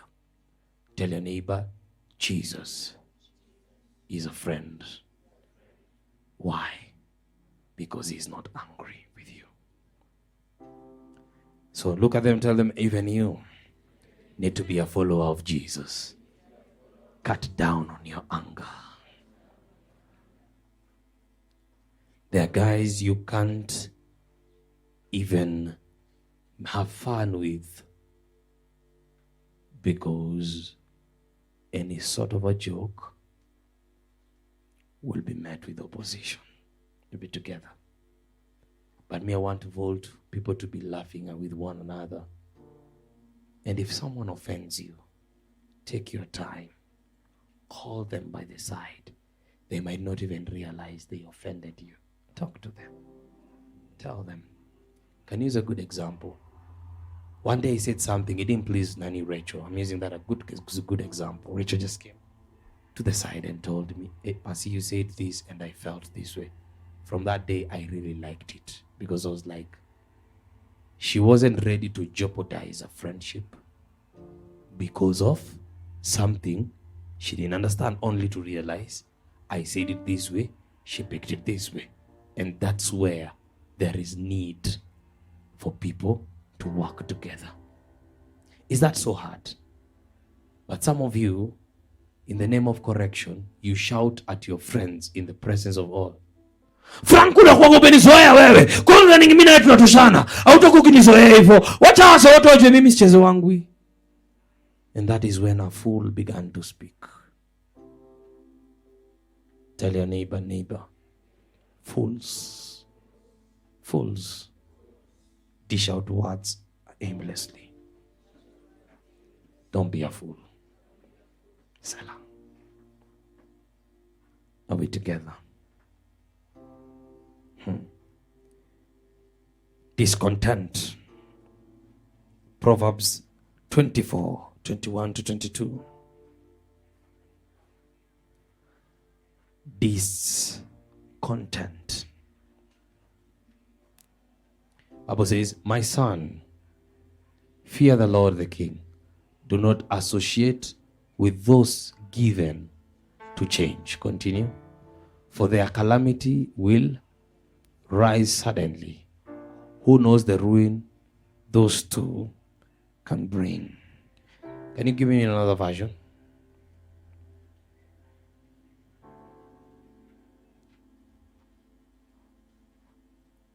(21)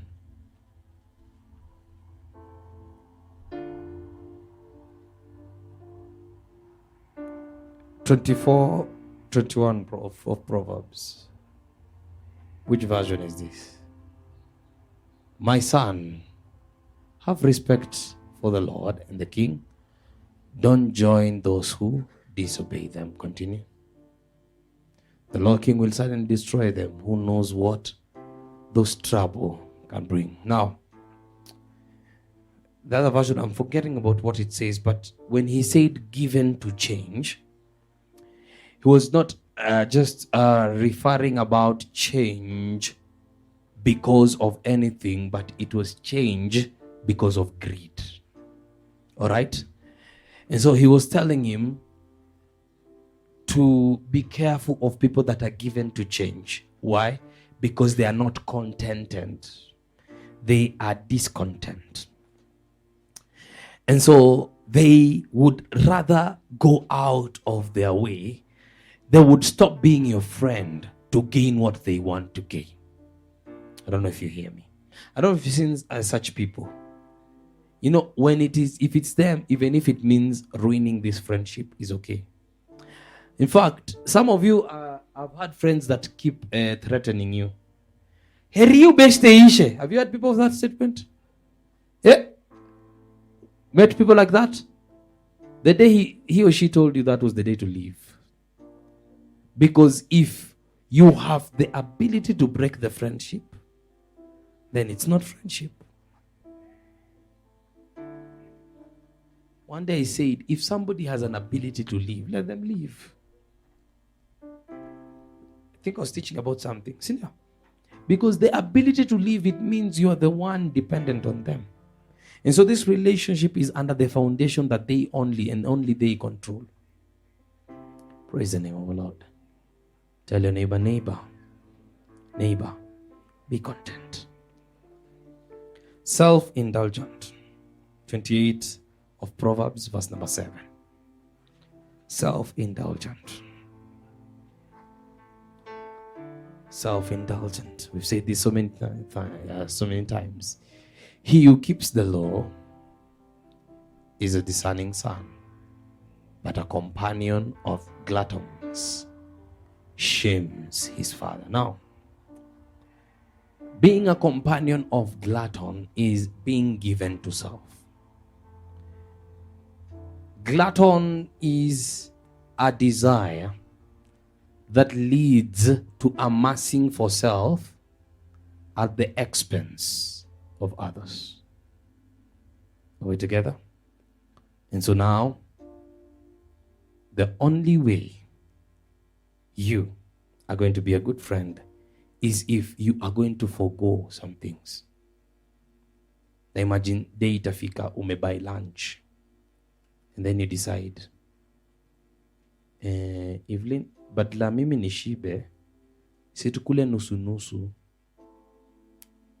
sisi wote tukue half full.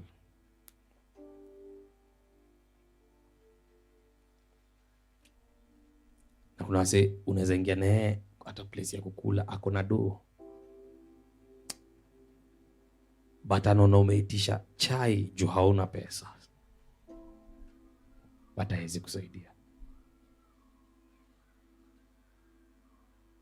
Nasikia? And you need to understand me very well. If we don't change those habits, we can't be friends. Hallelujah. Immoral. Proverbs 29:3. Those are people to avoid. If friends deposit to one another, then an immoral friend will deposit immorality to you. Whoever loves wisdom makes father rejoice, but a companion of harlots wastes his. Are we together? The wealth in this case is the treasure that is in your earthen vessel. But remember, immorality, this is sin against your own body. And so, it wastes the wealth that is in you. Before you interpret it in other spheres, this sphere tells you all about it. Don't waste yourself. Tell your neighbor, don't waste yourself with immoral people. Some of you, pornography you watched because somebody introduced it to you. A friend you would have shunned long time ago. Step out. They don't need to influence you. Finally, foolish. Proverbs 13:20.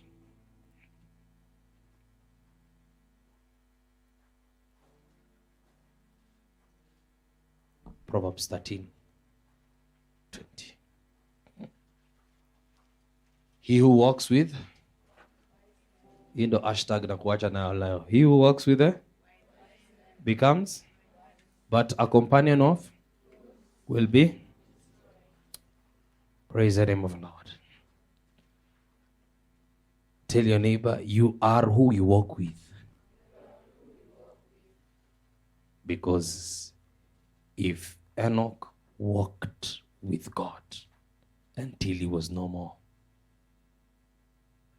it means that fellowship with God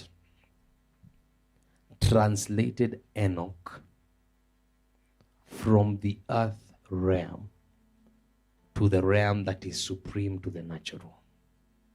So that tells us the only way a man could maintain such a fellowship was if he translates from appetites of the flesh, from mere living in this human tent, to what was another body.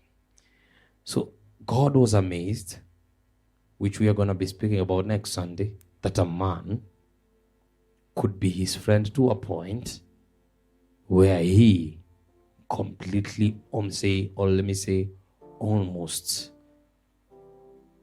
almost challenged him. You need to know something. that God wants you to be a friend. That is for sure. But the reason we've begun with friends within ourselves is because most of us want to be friends of God, but you're not friends of people. Are we together? I pray today that you will leave foreign companies and you will execute these principles to find yourself in healthy friendships.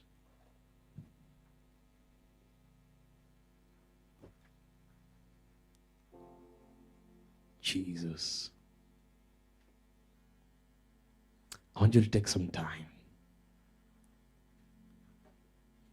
and I want you to speak to God and tell him how much of a bad friend you've been to your people. If anything I have said here, you do none of them, then it is simple. You have been a bad friend. And so now, as we come to the end of this service, the question you need to ask yourself, am I a good friend? Do I have the traits of true friendship? Can I in any way benefit anyone as a result of my friendship? What are the things that build good friendships? Do I have any of them? Can I be better than what I need to be? Can I be better than what I need to be? Praise the name of the Lord. Praise the name of the Lord.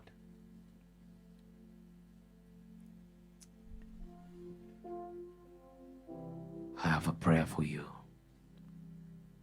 In the mighty name of Jesus, may you attract only good friends.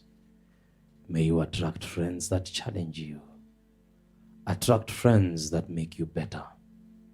Attract friends that will be there for you. In Jesus' mighty name. May you be a friend that will help someone. Be a friend that will change someone. Be a friend that will take that someone to the next level. In Jesus' name we have prayed. Everybody say amen. Everybody say amen. Amen. May God bless you so much. Everybody say amen. Say amen.